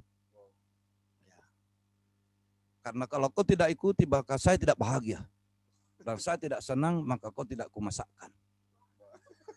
Ini ada ancaman di situ. Ya. Yang kedua, tahun ketiga naik pangkat menjadi polisi. Wah, tadi cuma security, hanya melapor. Nah sekarang sudah melapor, nah borgol tomaki, nah tutupkan pintu, nah sandra HP tak. Kan kalau satpam, sehebat-hebatnya satpam tidak nah sandra HP-nya orang. Iya, masih bertanya-tanya dulu. Kalau ini sudah nah sandra HP, sudah diinterogasi, yang ada adalah ketidakpercayaan. Saya tidak percaya sama kau dan saya tidak percaya pada diriku. Aga witangi. Apa dilihat Kang? Jangan sampai. Tahun keempat sudah Tommy jadi satpam, ya Tommy polisi, ya Tona jaksa penuntut umum. Ini kau melanggar pasal ini. Kau memang bukan suami yang baik. Kau ini, itu. Pokoknya bahkan urusan pribadi, urusan kantor harus lapor sama istri. Kau dulu, ya, segalanya harus tentang ini. Kau juga tidak boleh beli baju kalau bukan atas persetujuanku. Kau tidak boleh membawa uang lebih dari 20.000. Nah, periksa semua. Jangan sampai kau dapat penghasilan lain, kau harus store sama saya. Ini jaksa. Ya, jadi kepala bank Tommy, pengkreditan Tommy. Tahun keempat. Tahun kelima, ya Tommy jaksa, ya toh hakim. Kau melanggar pasal ini, maka hukumanmu adalah 5 tahun penjara. Ya. Saya bilang tahun ke-6, nah ini mencuci punggala ta'ala. Tahun ke-6 tidak ada lagi tanya, pokoknya kau salah. Nah, tidak boleh menjawab. Ada terjadi seperti itu, tentu tidak semua. Ya. Awalnya dari mana? Kecemburuan. Dari mana awalnya cemburu? Ego. Ingin dipuaskan, tidak berpikir bagaimana kenyamanannya pasangannya. Bagaimana yang baik.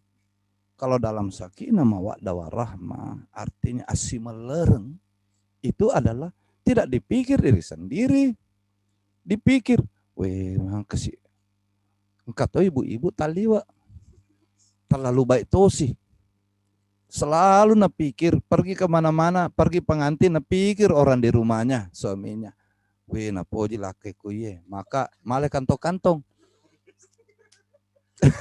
Nah sindru mana corona habisi, baru kasih masuk tas, mencuri-curi makanan untuk suaminya, curi kue. Itu taliwat tosi kesina, lihat tanah cocok. Ini yeah. Ada kasus seperti itu, ada. Na puji kasih lakiku ya. Maka mana tanam lepak bawa na toko maliangi. Daripada kau pulang ke rumah bangga sekali, woi banyak saya ku ambil. Ini ku. Buka semua betas mahal, isinya apa sih kaporo. Isinya apa, woi sambal gore-gore. Weh dan lain-lain. Dari mana ini? Dari pengantin kak nak. Wah, ku tahu mana pun suka bapak ini nak. Tali waktu sih. Iya. Selalu napikir kebaikannya suami ini, kalau perlu dia curikan makanan di pengantin. Ini angkat tomah koro. Nah ini semua nasangnya nih kada digaga itu eko taliwa liwa gaga dia gama deceng. Pak Bura lah eko taliwa overdosis ki. Jadi racun. Ya, jadi harus tengah-tengah. Iya, harus tengah-tengah. Jadi saya salah satu cita-cita sebenarnya saya rindu sekali jika televisi swasta ada selain Indosiar. Eko Purnima Ngaribi, langsung itu yang lagunya ku menangis. Agak kita sedang makan di Cemberuti, bukan salah, tak salahnya televisi. Iya, tidak ada mana channel lain yang membela, yang mau adil. Ini bagaimana bangsa ini? Iya, kadang-kadang orang terlalu melankolis lah. Kita apa yang kita mau jadikan ini demi iklan, demi iklan. Jadi malah berikutnya barangkali ada pertanyaan lain lagi. Saya kira kurang puas ini, tapi awalnya cemburu itu adalah intinya dari atas pemuasan diri. Dia gak pikir apa yang bisa kita beri, yang selalu kita mau hitung apa yang semestinya saya terima. Maka dalam membina hubungan selalu kita hitung-hitungan. Nah, dari mana ininya adalah dinyatakan kalau kita kembali kepada agama, apa yang menjadi niat kita tidak boleh memang lain selain daripada Allah. Ekongkannya selain daripada Allah, di situ lahir kecemburuan yang berlebihan. Tidak cemburu juga salah. Ekongka borane saya pesan kepada perempuan. Jangan dikira laki-laki senang, suami senang, karena ini banyak suami ini, saya suami, dan banyak sesamaku suami saya tanya, bagaimana perasaanmu jika istrimu bilang, apa sani mak bene kong kamu puji, baik merasa terleceh kaki seding. Ya, kita jangan bilang begitu, enggak boleh. Kau anggap itu Bu, kita itu menganggap suami itu tidak ada harganya untuk disayang. Kadang-kadang juga laki-laki itu minta dicemburui. Iya. Caranya mencemburui ada caranya yang bagus, yang benar. Nah, bilang orang sioi. Yang pertama sioi matanna. Supaya dia tidak bisa lagi lirik kepada perempuan lain. Maksudnya di sioi matanna, bagaimana diikat matanya? Perbaiki penampilanmu. Jaga makanmu. Pikul olahraga. Iya. Iya, pergi mah facial. Iya, pergi senam. Pak, jangan selalu daster terus, daster. 3 hari masih daster itu terus. Sampai kau maka deh tega ya ibu anu, kadang-kadang tuh nak terima daster celak itu. Gampang dikenali. Jangan. Ya, biar di mana pelihara tuh supaya suami ini. Itu tadi dinyatakan oleh dalam Hasanah Bukis. Aja mukar mana, aja mulu mana nih. Ada sesuatu dalam tubuhmu, jangan kau perlihatkan bahkan kepada suamimu. Pelan-pelan. Aja malam mana. Tacedek mukar. Jangan semua. Itu satu. Yang kedua sio alonna, ikat lehernya. Maksudnya ikat lehernya supaya dia cuma cinta rindu sama masakanmu. Makanya orang dulu capuk bumbu ini kurang bumbu maka baca-baca na pakai. Tidak cukup bumbunya maka dia pakai mantra. Apa boleh buat? Demi supaya dia tidak selalu makan warung. Supaya dia nyaman. Iya apa namanya menyawana nareko kopi kunenung. Nggak apa-apa. Kau tahu seleramu. Mega to makonre selera na bana pikiri. Iya upoji manre tu no bale. Adan. Tapi suaminya suka ikan goreng. Nah, bilang, jangan bapak nah. Itu tidak sehat. Kolesterol. Alasan kolesterol padahal dia suka kalau dibakar. Nah balik di. Ini. Maka dia ingat, weh nah suka kasih bapak ini nah. Kadang saya dapati istri yang berbakti sampai bahkan anaknya jangkit makan ini nak. Nah suka tuh bapakmu nak. Nah suka bapakmu makan hati ayam ini untuk bapak. Bagaimana peran istri nantinya? Nanti itu minggu depan tapi enggak apa-apa ada bocoran. Ya supaya ini adalah dia tahu kesenangan suaminya, dia tidak berpikir dulu kesenangannya. Insya Allah suamimu itu bukan kuda. Bahkan kuda pun juga diperlakukan dengan baik, maka dia akan memperlakukan juga penunggannya dengan baik. Dia tidak berpikir dirinya juga. Nah coba itulah yang diminta. Apalagi mau cemburu kalau dia tidak, nah saya mau ke Makassar. Kenapa memang bikin kagak rantang. Karena tidak bisa kak lewati satu hari tanpa masakanmu. Ini luar biasa. Ya. Ayo tulipan warung lakemu. Bagaimana? Sibuk juga belikan bapakmu di Ablam sana. Makanan jadi. Dan dulu tidak begitu dalam menjaga. Ero lakena turu pusatna lakena keringatnya suaminya mencari nafkah untuk ada bisa dimasak di rumah, maka istrinya menyambut dengan jeripayanya keringatnya untuk memasakkan nafkah itu untuk dimakan berdua dan anak-anak. Itulah yang bisa menghasilkan keluarga yang berkasih sayang, yang betul-betul berhak untuk mendapatkan ridho Allah. Karena saling sipakur semangat, saling menghargai satu sama lain. Ya. Nah ini sio alona. Kemudian sio yawana. Nah, jangan jelaskan ya. Ikat yang dibawa. Itu penting. Itu juga penting. Ya. Jangan sampai kau tidak ikat yang dibawa, maka yang dibawa itu pergi kemana-mana. Iya. Gimana caranya? Wan di Jumapi ini cerita. Saya kira itu. Saya lanjut dulu. Terima kasih banyak Bang atas jelasan.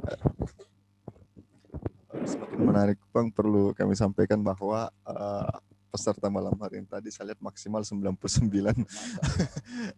Semoga angka 99 ini seperti asmaullah bisa menjadi berkah bagi teman-teman sekalian, baik yang mendengar maupun yang berbicara. Kemudian ada penanya Bang, dan menarik pertanyaannya. Saya lihat tadi kalau ada pertanyaan dari kaum perempuan, ini kaum laki-laki yang bertanya Bang. Dari Fikri, kenapa makin kesini uang panai semakin mahal? Mungkin bisa dijelaskan.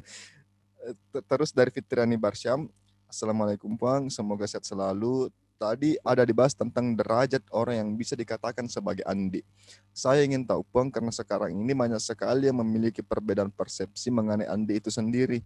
Dikatakan bahwa seorang perempuan yang memiliki gelar andi menikah dengan lelaki yang tidak bergelar andi, maka gelar andinya akan hilang dan anaknya tidak berhak untuk digelari andi. Mohon pencerahannya. Selanjutnya dari Nasria Ulandari. Assalamualaikum, saya Nasir Ulandari ingin bertanya, apakah dalam adat Bugis boleh tunangan dalam kurun masio namun belum ada tanggal penentu atau tanggal jadi masalah pernikahan? Apakah boleh tunangan saja terlebih dahulu sebagai bukti keseriusan laki-laki terhadap perempuan? Dan dan bagaimana hukumnya? Yang pertama, kenapa uang panai semakin hari semakin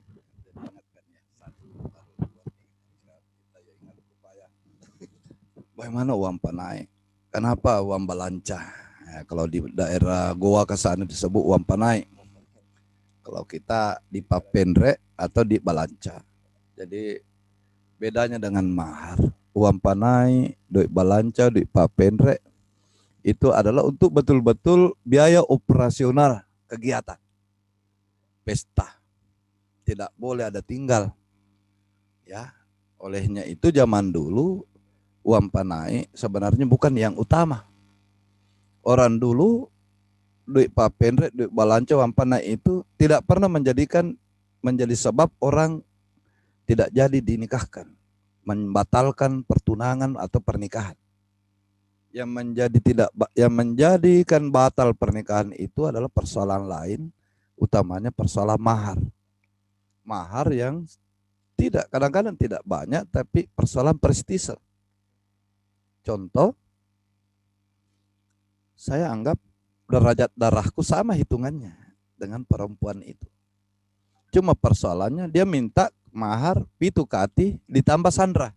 Artinya sandra itu adalah tanah. Seakan-akan saya membayar denda, membeli darah istilahnya. Maka saya tersinggung. Kau siapa? Kita kan sama-sama hitungannya. Kalau kau anggap dirimu lebih tinggi dari saya, itu persoalan prestise. Akhirnya kadang-kadang batal. Hanya karena persoalan ketersinggungan. Nah, jadi itu. Nah, bagaimana yang terjadi sekarang? Ya, ini deru, gelombang, arus, cross culture, persilangan budaya ini sedemikian derasnya masuk sehingga kita lupa itu. Ya, akhirnya sunnah jadi wajib, wajib menjadi sunnah. Orang menjadi prestisenya karena persoalan, wah siapa dulu saya? Ya, saya 250 juta uang, makasih naik kangi kemanakangku. Agak ajang gengsi, akhirnya menjadi sesuatu yang sifatnya kalau orang luar yang memahami kita ini penjual anak jadinya. Karena persoalan gengsi. Kalau orang dulu tidak pernah cerita persoalan, kenapa yang dicerita itu karena ini persoalan si masepi orang. Artinya tidak mungkin kita menikahkan anak kita kalau bukan kerabat gitu, sahabat gitu, kolega, orang dua pihak, dua keluarga yang sudah saling memahami. Maka tidak ada silake, artinya tidak saling hitung-hitung kita. Terjadi di Makassar, saya punya tante sebenarnya, tidak usah saya sebut siapa, dilamar anaknya. Nah, dia ini mantan bupati lah suaminya. Orang terkemuka. Dilamar anak perempuannya, diterima, langsung orang tanya, berapa uang paneknya? Puan bilang, terserah berapa nangke enggak, berapa semestinya untuk saya. Artinya begini, kadang juga ada yang begini, terserah berapa, karena begini, kalau banyak pembeli sapi kau kasih kak, kan kalian tuh yang datang naik untuk menikah di tempatku, kalian juga yang saya hidangkan itu.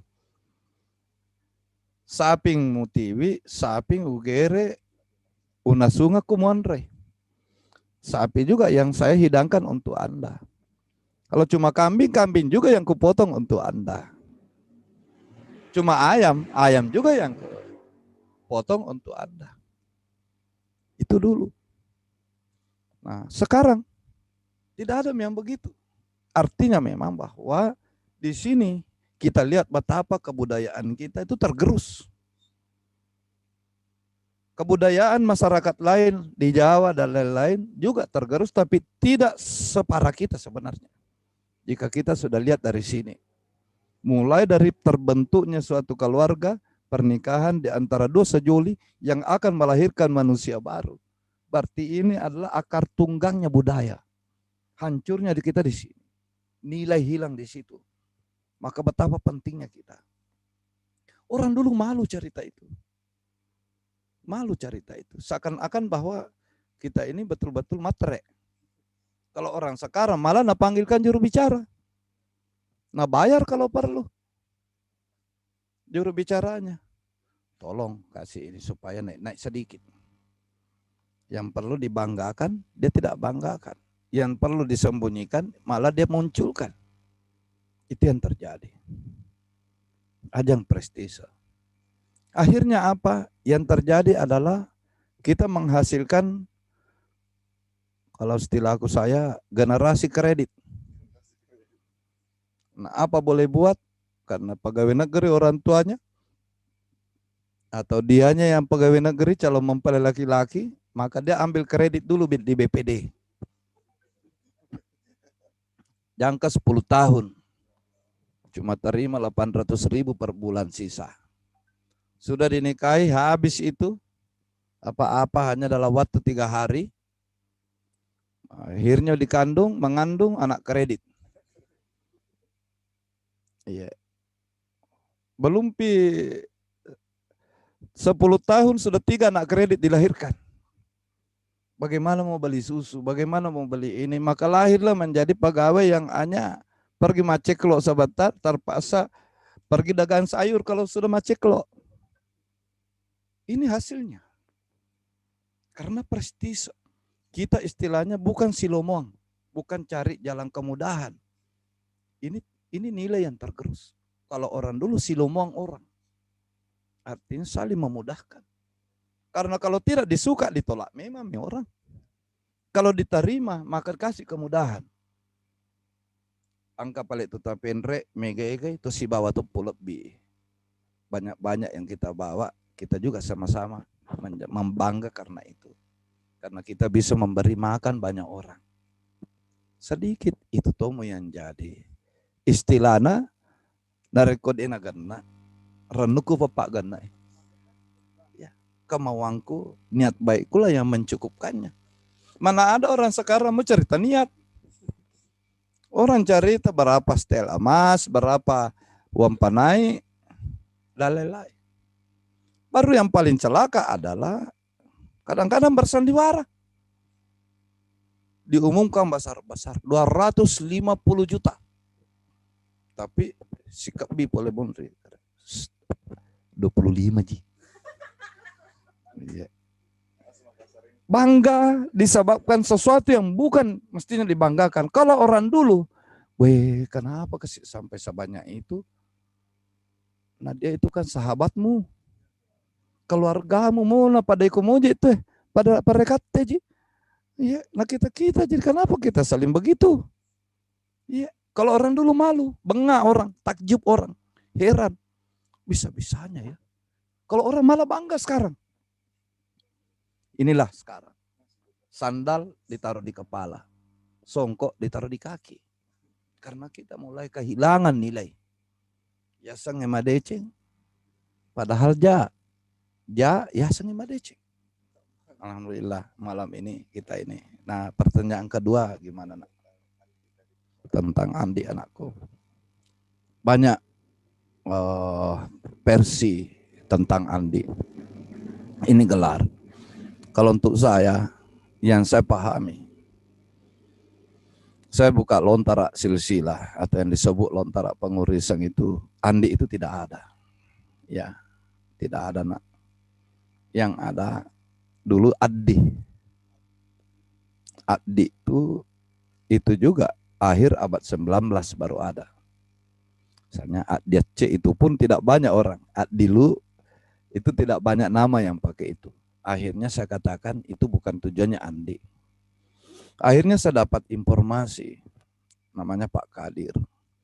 Beliau adalah budayawan, Abdul Kadir, mantan ketua PHRI Bulukumba. Dan saya coba telusuri, saya mendapatkan banyak titik terang. Tahun 1950-an ketika Andi Mampanyuki Raja Bone, beliau bertindak sebagai Bupati Bone, Kabupaten Bone setelah masuk ke RI. Satu waktu didatangi dikunjungi oleh Duta Besar Perancis. Nah, mereka bertemu, bercakap-cakap pakai juru bahasa. Kalau orang Perancis bicara, yang duta besar ini selalu bilang Andier Mapanyuki dalam bahasa Perancis. Andier itu artinya paduka yang mulia. Sama dengan dalam bahasa Inggris His Majesty atau Yes Your Majesty. Yang mulia ini. Yes Your Majesty Ardi. Yang mulia Ardi. Kalau dalam bahasa Perancis Andier. Setelah duta besar pulang, baku bisi-bisi ini pegawai istana. Agar nange ya sengengi buat tah. Kada kau seding maka dari seding Andi Mapanyuki. Maka itulah yang melekat. Woi, Perancis enak semalangnya sepota Andi. Maka dikasihlah gelar Andi. Mulailah tren. Kemudian setelah itu jadilah orang bangsawan-bangsawan disebut Andi. Ya, kemudian ditertibkan. Yang mana boleh Andi, yang mana tidak. Kalau akhirnya dalam suatu pertemuan tahun 50-an juga di Sengkang, di rumahnya Aruk Betempo Lawajo, ini menurut informasi dari Profesor Dr. Haji Andi Zainal Abidin almarhum. Diadakan pertemuan, maka ditakarkan salah satu yang menjadi keputusan, seorang Andi itu adalah orang yang memiliki derajat 32,5%. Di mana itu berlaku di Ajat Tapareng, artinya Sidendreng, Sawito, Supa, Alit, Rapang, dan Alita. Termasuk di Sopeng, Teluk Pocoe, Sopbone, Sope Wajo. Kalau di Luwu, itu juga berlaku, tapi kalau di Luwu sedikit, ini bukan 32,5, cukup 12,5. Kenapa? Karena di Luwu dianggap sebagai asal muasal. Di Goa masih tetap 32,5. Jadi Andi pertama itu anaknya Andi Mapanyuki, Andi Pangerang Petarani. Nah, Andi Mapanyuki itu kan anaknya Raja Goa, Imakulau Karelembang Parang, Sultan Husain. Nah, di Bone juga ada perlakuan khusus, yakni seorang Andi adalah disebut Wekapi itu ibuang. Wekapi itu nasat buah pitu turungan laka. Nareko wijana mu apa tahu? Andi mu biasanya. Meskipun dia 7 kali jatuh, kalau dia cucunya, dia nomor generasi ke-7 dari Lapatau Mata Natika Raja Bone, maka dia tetap Andi. Itu ada 2 perlakuan khusus, yakni di Luwu dengan di Bone. Selain itu harus 32,5. Nah, di sini ini, kecuali di Goa, nah hanya Goa yang berlaku sendiri berbeda. Di Mandar pun tidak. Nah ini di Mandar itu sudah Andi juga. Ada Andi Depu, marak dia Balanipa. Andi Basok Parendrengi adalah suaminya, juga marak dia Toa, Balanipa. Nah, itu juga berlaku 32,5. 32,5%. Nah, seorang wanita Bugis, darah 70%. Bagaimana dapat 70? Kalau bapaknya 100, ibunya 40. Bapaknya 100 ditambah 40, 140. Itu timbang darah. Per 2 dibagi 2, jadilah anaknya 70. Ya, jadilah yang disebut sengaji dia. Tingkatan darah sengaji, maka perempuan ini yang 70 meskipun diperistri oleh 0 suaminya, maka anaknya menjadi 35, otomatis melampaui 32,5, maka Andi anaknya. Namun ada tapinya, bukan di Goa. Di Goa berlaku sendiri. Meskipun bapaknya 32,5, ibunya 0, maka anaknya tetap Andi. Itu tidak berlaku, jadi tidak semua juga daerah sama. Ya, tapi kalau yang lain ini sama semua. Di Baru, di Pangkep, di Maros, semua sama. Ya, sampai di Mandar, sampai di Majene. Itu berlaku itu. Itu pada tahun 53 jika saya tidak salah baca, itu bisa dibaca pada catatan kaki Wajo abad 15-16 oleh Profesor Dr. Haji Andi Zainal Abidin. Ada juga tulisannya tentang timbang darah menurut tinjauan masyarakat Wajo, itu tulisan yang tidak dipublikasikan oleh profesor. Nah, artinya di sini bahwa di masyarakat Bugis itu, kecuali di Goa itu pun tidak semerta-merta begitu. Itu ada sejarahnya.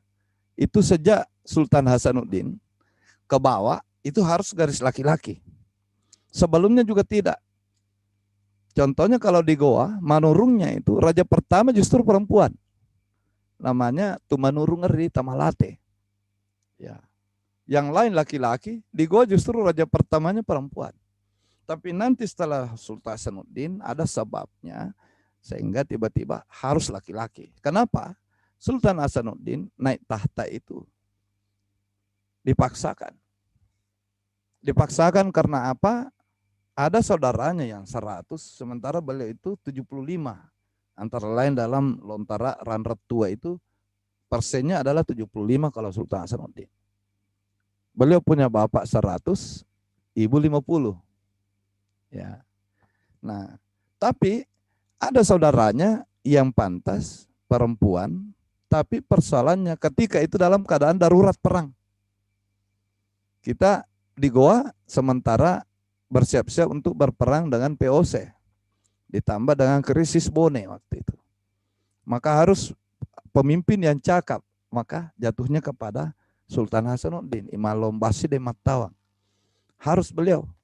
Maka sejak itu darah itu dihitung harus kalau di Goa laki-laki baru bisa.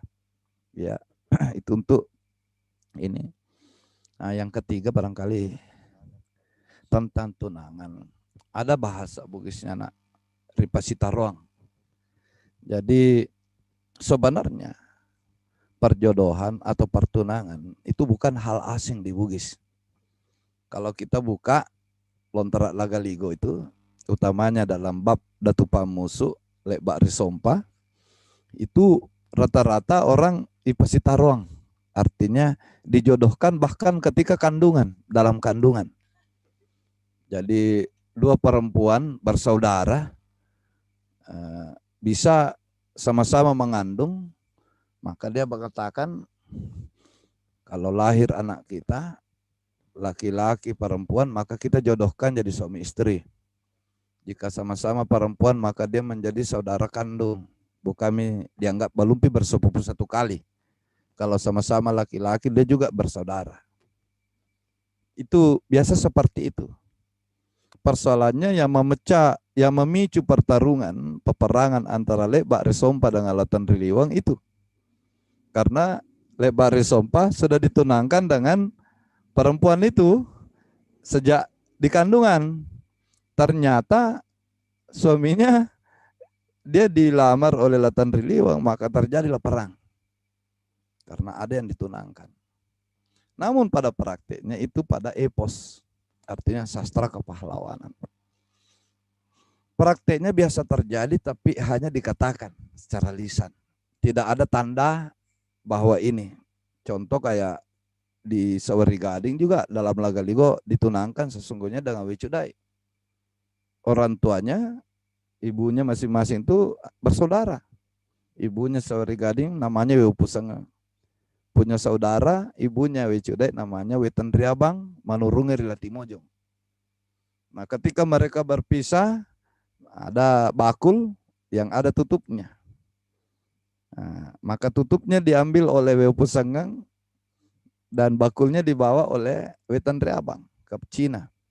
Mereka berjanji jika anak kita laki-laki dan perempuan sepasang, maka nanti kita tunangkan. Ya, itu dalam Lagaligo. Namun prakteknya itu tidak banyak. Lagi-lagi hanya persoalan lisan. Tidak ada tanda. Kemudian ada disebut ketika orang sudah mapet tuada, baru di situ ada cicipasio. Di situ antara masa mapet tuada hingga mapasir rekeng sehingga pernikahan itu adalah masa tunangan. Yang bisa tanggap waktunya sekarang paling 1 bulan 2 bulan. Tidak dianjurkan lama. Dalam khasana kita dinyatakan ajak namanya talada magai nasarangi garangkang. Nanti disarami laba-laba. Artinya biasa terjadi orang ditunangkan terlalu lama, ada dua hal yang dikhawatirkan. Pertama, masa pertunangan bagi kepercayaan masyarakat Bugis itu arapo-rapung. Artinya kita menjadi rapuh, rawan. Naik motor bisa apa, dan lain-lain. Bisa terjadi hal-hal yang tidak diinginkan. Yang kedua, nasara yang rangkang, jangan sampai tidak jadi gara-gara banyak cerita kiri kanan pasianu-anu. Ada orang ketiga disebut syarat dasi, artinya dia mengadu domba antara dua pihak. Dan biasa malah terlalu lama antara perempuannya, antara laki-lakinya, antara kedua-duanya. Pada dapat lagi teman baru di WA. Ini lebih bahaya lagi. Iya. Ada apa? Astaga, ini mantangnya. Belum pipale kesiang juga. Akhirnya mulai mencari-cari alasan. Belok sih lagi. Karena terlalu lama tenggat waktunya. Ibarat air ditaruh di meja, terlalu lama, nah tempati nyamuk bertelur jadilah jentik-jentik. Makanya dia nyatakan narik kodeceng lebih cepat lebih baik. Jangan terlalu lama. Ya, itu antara lain menjadi penyebabnya sehingga masio itu tidak dianjurkan terlalu lama. Ya. Ketiga, metaladai nasi posisi desi nasi anu akhirnya nanti keluar sama-sama. Nah, mohon maaf, saya cerita orang dewasa. Sudah tunangan, mau maga sudah resmi, mau resmi. Ayo kita nginap.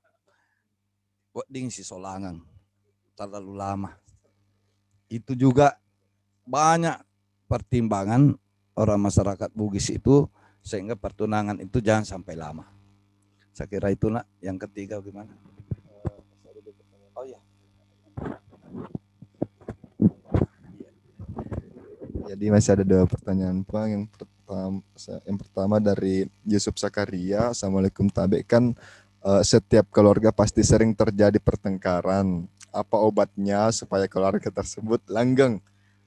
Dan bagaimana jika kedua suami istri tersebut sama-sama keras kepala? Yang kedua, Assalamualaikum Tabe, saya Siti Nurhalisa, mahasiswi dari Unpar. Begini, saya mau sedikit menyinggung tentang uang panai. Pertanyaan saya, mahar uang panai terlalu mahal, adakah tuntunan dan bagaimana tuntunan fikihnya? Mungkin ada disinggung tadi di pertanyaan sebelumnya. Dan yang terakhir dari Afik Noval. Pung, Assalamualaikum, izin bertanya, di mana batas-batas keputusan orang tua terhadap anaknya yang ingin menikah? Karena boleh kita bilang di era informasi yang cepat hari ini ada gap yang terlalu besar terhadap konsepsi hidup antara orang tua dan anaknya dan bagaimana menyikapi dinamismenya. Mungkin bisa saya persilakan kepada guru kita yang pertama. Ya, yang pertama ini pengalaman saya yang saya lihat dan sedikit banyaknya saya rasakan. Itu tadi, ajak mulu amanang. Jangan dimuntahkan semua dalam suatu hubungan, termasuk suami istri. Di mana pangkal pertamanya itu adalah pohonnya adalah akarnya adalah niat. Niat dulu karena Allah satu. Tapi barangkali kadang-kadang kan tingkat anu kita itu berbeda. Maka yang pertama aja mulu amanang. Laki-laki kau cintai istrimu, tapi jangan kau turuti semua. Pikiri kijolo. So, istri juga begitu. Mencintai suami, jangan juga kau buka kasih semuain. Kalau kau kasih semuain, bosan nanti. Itu. Yang paling utama, yang ketiga di sini adalah saling menghargai. Maka dimulai dari mulanami. Yang pertama, Rimulana mulai dari berkata-kata. Ajak tuh iko. Kamu, sini kok dulu sayang. Iya. Dari mana Hani? Pakai Hani tapi bentak-bentak. Ada sedikit tidak cocok. Dari mana kok tadi? jangan ada tanda seru. Laki-laki jangan bermain tangan. Ini saya dikatakan penyakit laki-laki yang suka menganiaya perempuan, istri, itu adalah jika dia sudah mulai maka ada kedua kalinya, biasa-biasa. Maka apapun yang terjadi, kalau laki-laki mulai marah, tinggalkan rumah, pergi dulu, jangan memukul. Tapi saya yakin jika kita saling menghargai si idi-idi, si tabe-tabe dari awalnya, meskipun bahkan di tempat tidur baku tabe-tabe, saling menghargai privasi, saling bisa memahami, dan bisa kadang-kadang satu, kalau yang lain marah maka yang lainnya mengalah. Iya, diam saja. Pun kalau marah dia akan pilih-pilih bahasa. Saya yakin itu akan menjadi pertengkaran bisa diminimalisir, karena pasti juga bertengkar. Ya, sama-sama keras kepala. Yang bertengkar itu karena setuju. Memang artinya baku cocok itu, sama-sama keras kepala, memang orang baru bisa bertengkar. Dalam orang Bugis dulu, maka dinyatakan ada juga hal yang tidak bisa kita contoh. Ini sebenarnya tujuannya lain, tapi kita menerjemahkannya beda. Tadi waktu Mapasikarawa, ya laki-laki, pihak laki-laki dikasih tahu sama gurunya, kasih begini nanti tanganmu, pesan supaya kau yang dominan.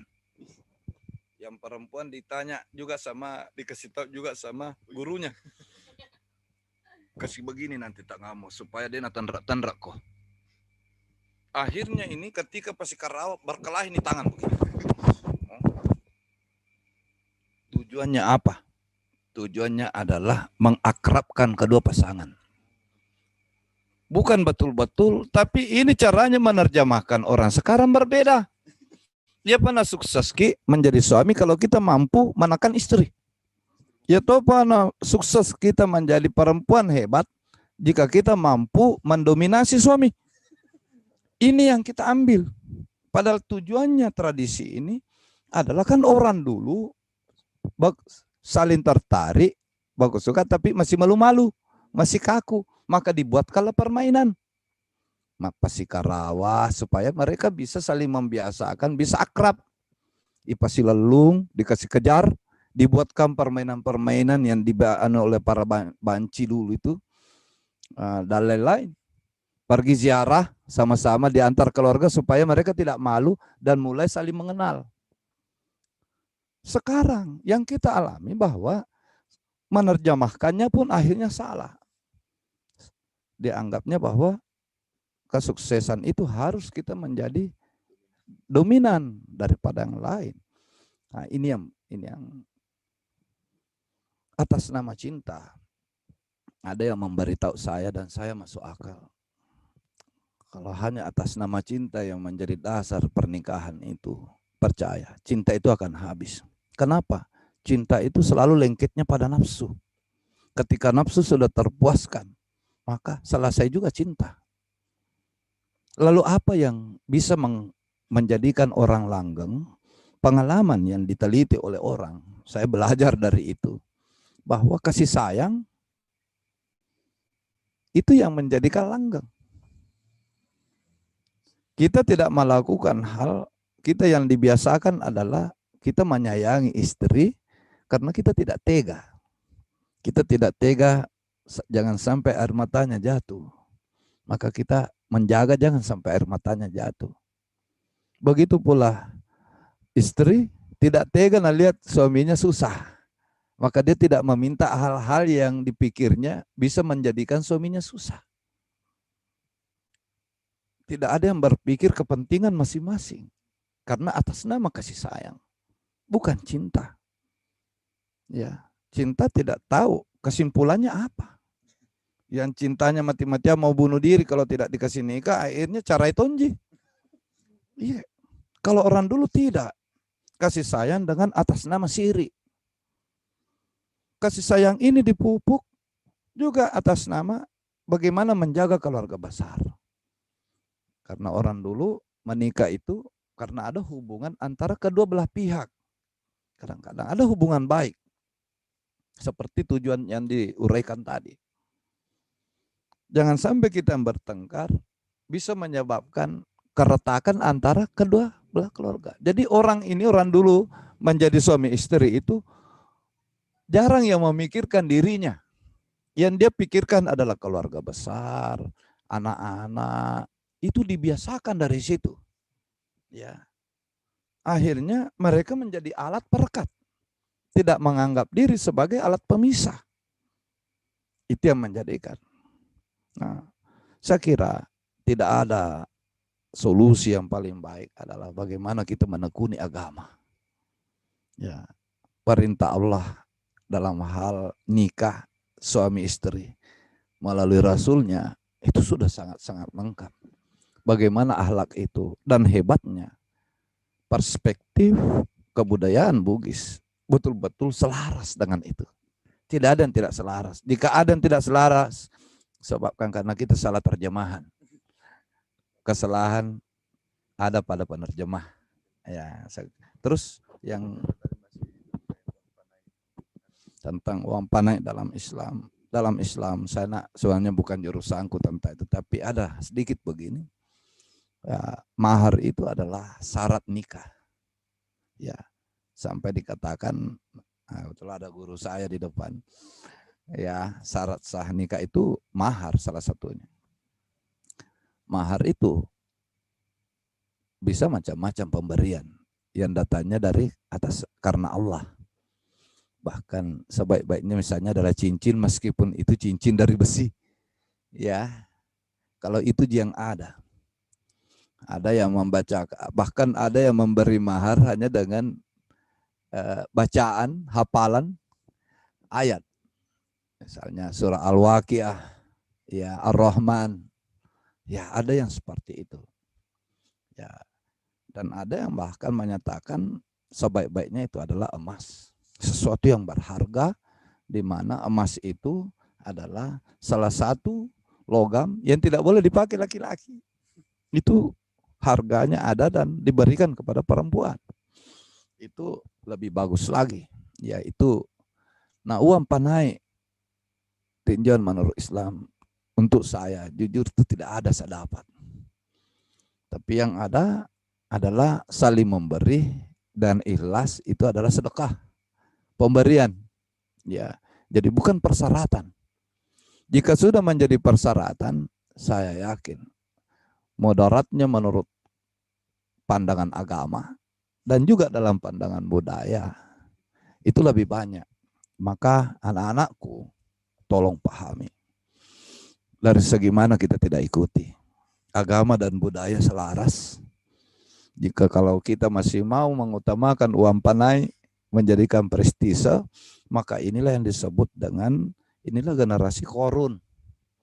Korun itu adalah masa Nabi Musa alaihissalam, orang yang ingin membangga-banggakan harta. Itu ria. Tidak ada kebaikannya, tidak ada fadilahnya, tidak ada faedahnya. Itu haram.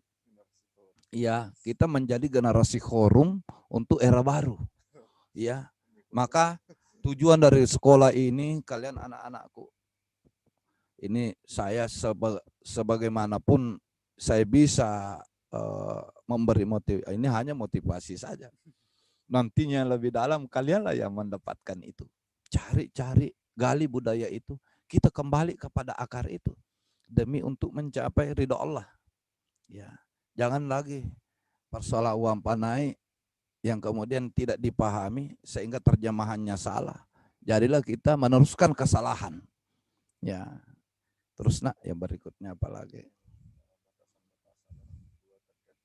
Ya. Batasan-batasan orang tua sebenarnya terhadap anak. Barangkali maksudnya adindaku adalah apa? Bagaimana hak orang tua terhadap anaknya. Orang tua kepada anaknya tentu bukan hanya haknya, karena ada juga kewajibannya. Kewajibannya adalah mulai ketika dilahirkan, kewajiban orang tua adalah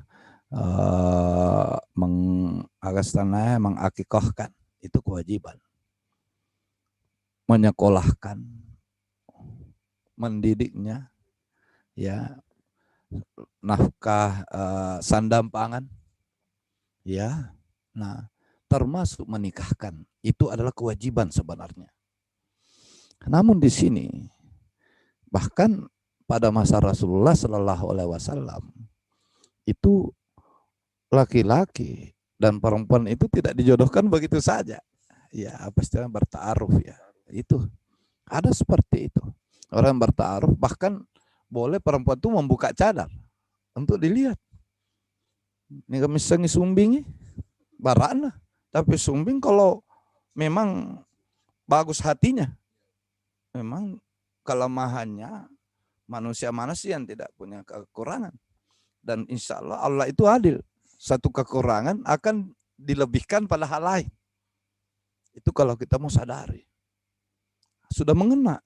Jadi laki-laki sudah melihat, oh inilah perempuan. Tapi bukan bahwa laki-laki. Perempuan juga harus mau. Lalu Pak, kenapa ada dalam film-film orang dipaksa Siti Nurbaya? Itu kasus. Itu kasus. Bukan budaya. Ya, itu kecelakaan. Itu accident dalam bahasa Inggris. Itu accident yang kemudian diangkat menjadi suatu cerita supaya menarik. Yang diangkat menjadi cerita itu tidak selalu terjadi. Tidak menarik dibaca itu kalau umum-umum saja. Nah, yang umumnya seperti apa? Yang seperti ini. Yang tidak umum itu adalah perjodohan paksa kayak Siti Nurbaya. Makanya pada zamannya dan sekarang itu menarik untuk dibaca. Tapi orang bilang, apakah begitu semua dulu? Tidak. Tidak. Dulu ditulis itu sudah menjadi sesuatu yang kasus yang terjadi tapi tidak banyak sehingga menarik untuk dibaca, menarik untuk ditonton filmnya. Ya. Nah, bagaimana batasan orang tua kepada anaknya, utamanya dalam hal memilih jodoh? Anaknya dulu yang mana? Kalau anaknya perempuan, maka batasan orang tuanya adalah tentu saja nanti bagus lihat anunya baru perlihatkan kepada anaknya. Dan kadang-kadang memberi hak kepada anaknya. Menurutmu bagaimana, nak? Itu bertanya, bermusyawarah dulu. Ya, baik zaman dulu, baik di istana, bahkan hingga kepada masa Rasulullah Sallallahu Alaihi Wasallam. Sayyidah Fatimah ketika dilamar Sayyidina Ali itu tidak serta-merta diputuskan oleh Rasulullah secara sepihak. Ya, ada persetujuan. Nah, begitu pula dalam masyarakat Bugis. Ya, ada. Nah, kemudian kalau untuk laki-laki batasan mana? Ya, orang tua menyetujui, mengarahkan, anak setuju. Kalau tidak setuju, ditanya. Terus ya mana nak suka? Nah, itu terjadi. Saya baca di Lontara seperti itu. Nah, terjadi pada masa abad 18. Seorang Arung Diwajo itu gagal pertunangannya dengan anaknya Rubet Tempola ketika dia memilih untuk menikah di Makassar. Itu sudah ditunangkan, tapi dihargai dia punya kehendak, dihormati. Ya. Nah, itu batasannya. Kewajibannya orang tua di mana pada anak laki-laki? Kalau zaman dulu, kewajibannya menikahkan artinya bapaknya ini, orang tuanya inilah yang mencarikan mahar untuk anaknya. Olehnya itu dalam hukum waris berlaku di masyarakat Bugis dan juga sesuai dengan yang tuntunan agama, malempa ibu renewe, makjujungi makun raya. Laki-laki memikul, perempuan menjunjung.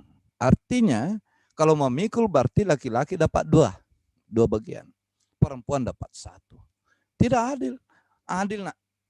Kenapa? Laki-laki ini dapat dua karena dialah yang akan menafkahi istrinya, keluarganya, tanggung jawab besarnya.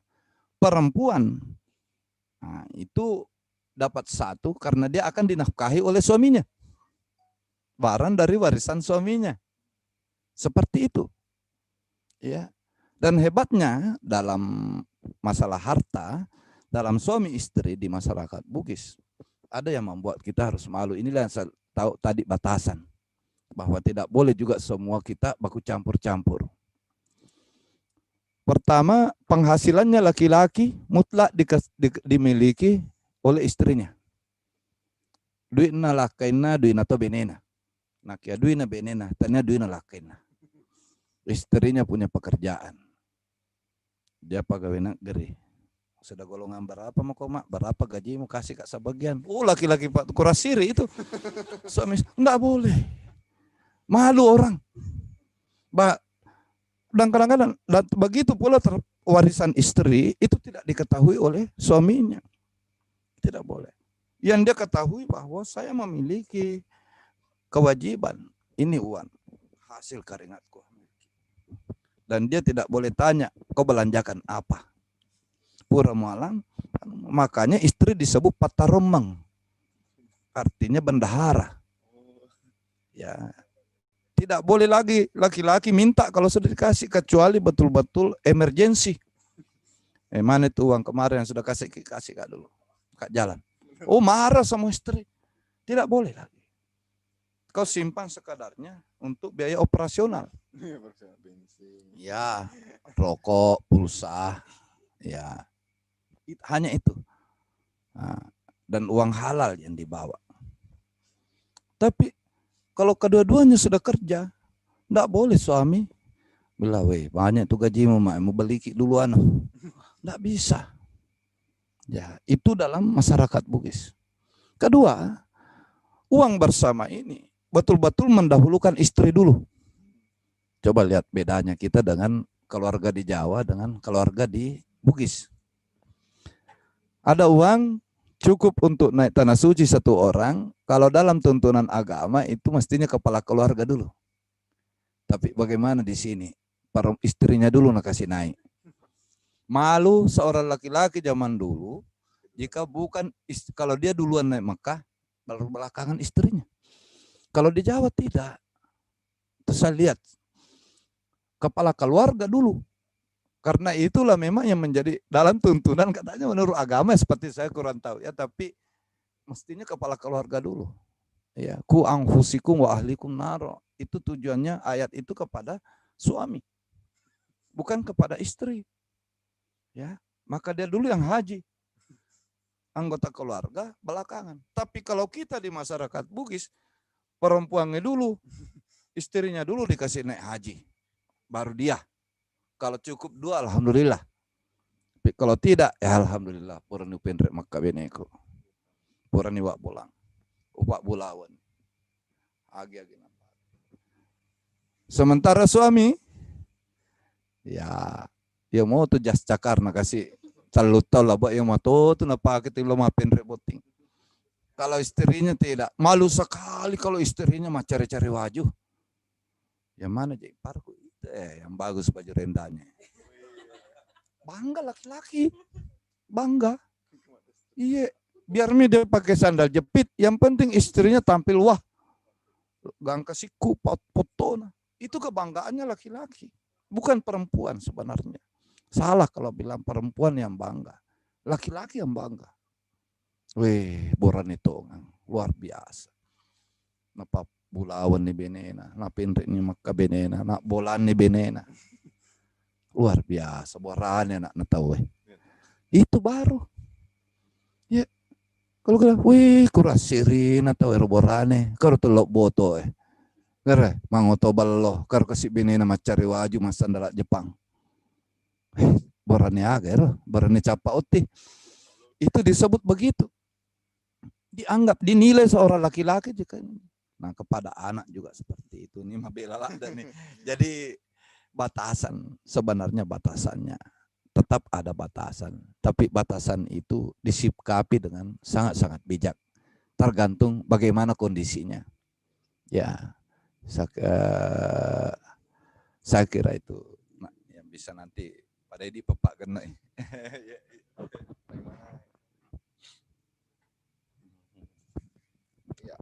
Itulah tadi jawaban dari pertanyaan teman-teman. Sebenarnya tadi ada pertanyaan terakhir, cuma langsung dijawab tadi Pak yang terkait masalah mahar bacaan surah. Jadi sudah dijawab secara otomatis. Terima kasih banyak kepada teman-teman partisipan yang luar biasa pada malam hari ini. Jadi insya Allah pekan depan kita akan membahas dengan tema yang sama dan mungkin lebih spesifik lagi bagaimana menjadi suami dan bagaimana menjadi seorang istri, sehingga kata orang Bugis dulu tongko na memang bakue si pasangan memang si tongko bakue nasa. Juga jika ada teman-teman yang mau menonton ulang siaran kita, tayangan kita bisa dilihat di YouTube Rumah Baca Kalam Pare-Pare, bisa di subscribe atau di follow Instagramnya Rumah Baca Kalam Pare-Pare untuk mendapatkan informasi terbaru, karena bukan hanya saja ini kegiatannya ada mengaji tudang dan sebagainya. Sekian, terima kasih banyak. Sampai ketemu pekan depan. Ihdinas siratal mustaqim. Wassalamualaikum warahmatullahi wabarakatuh.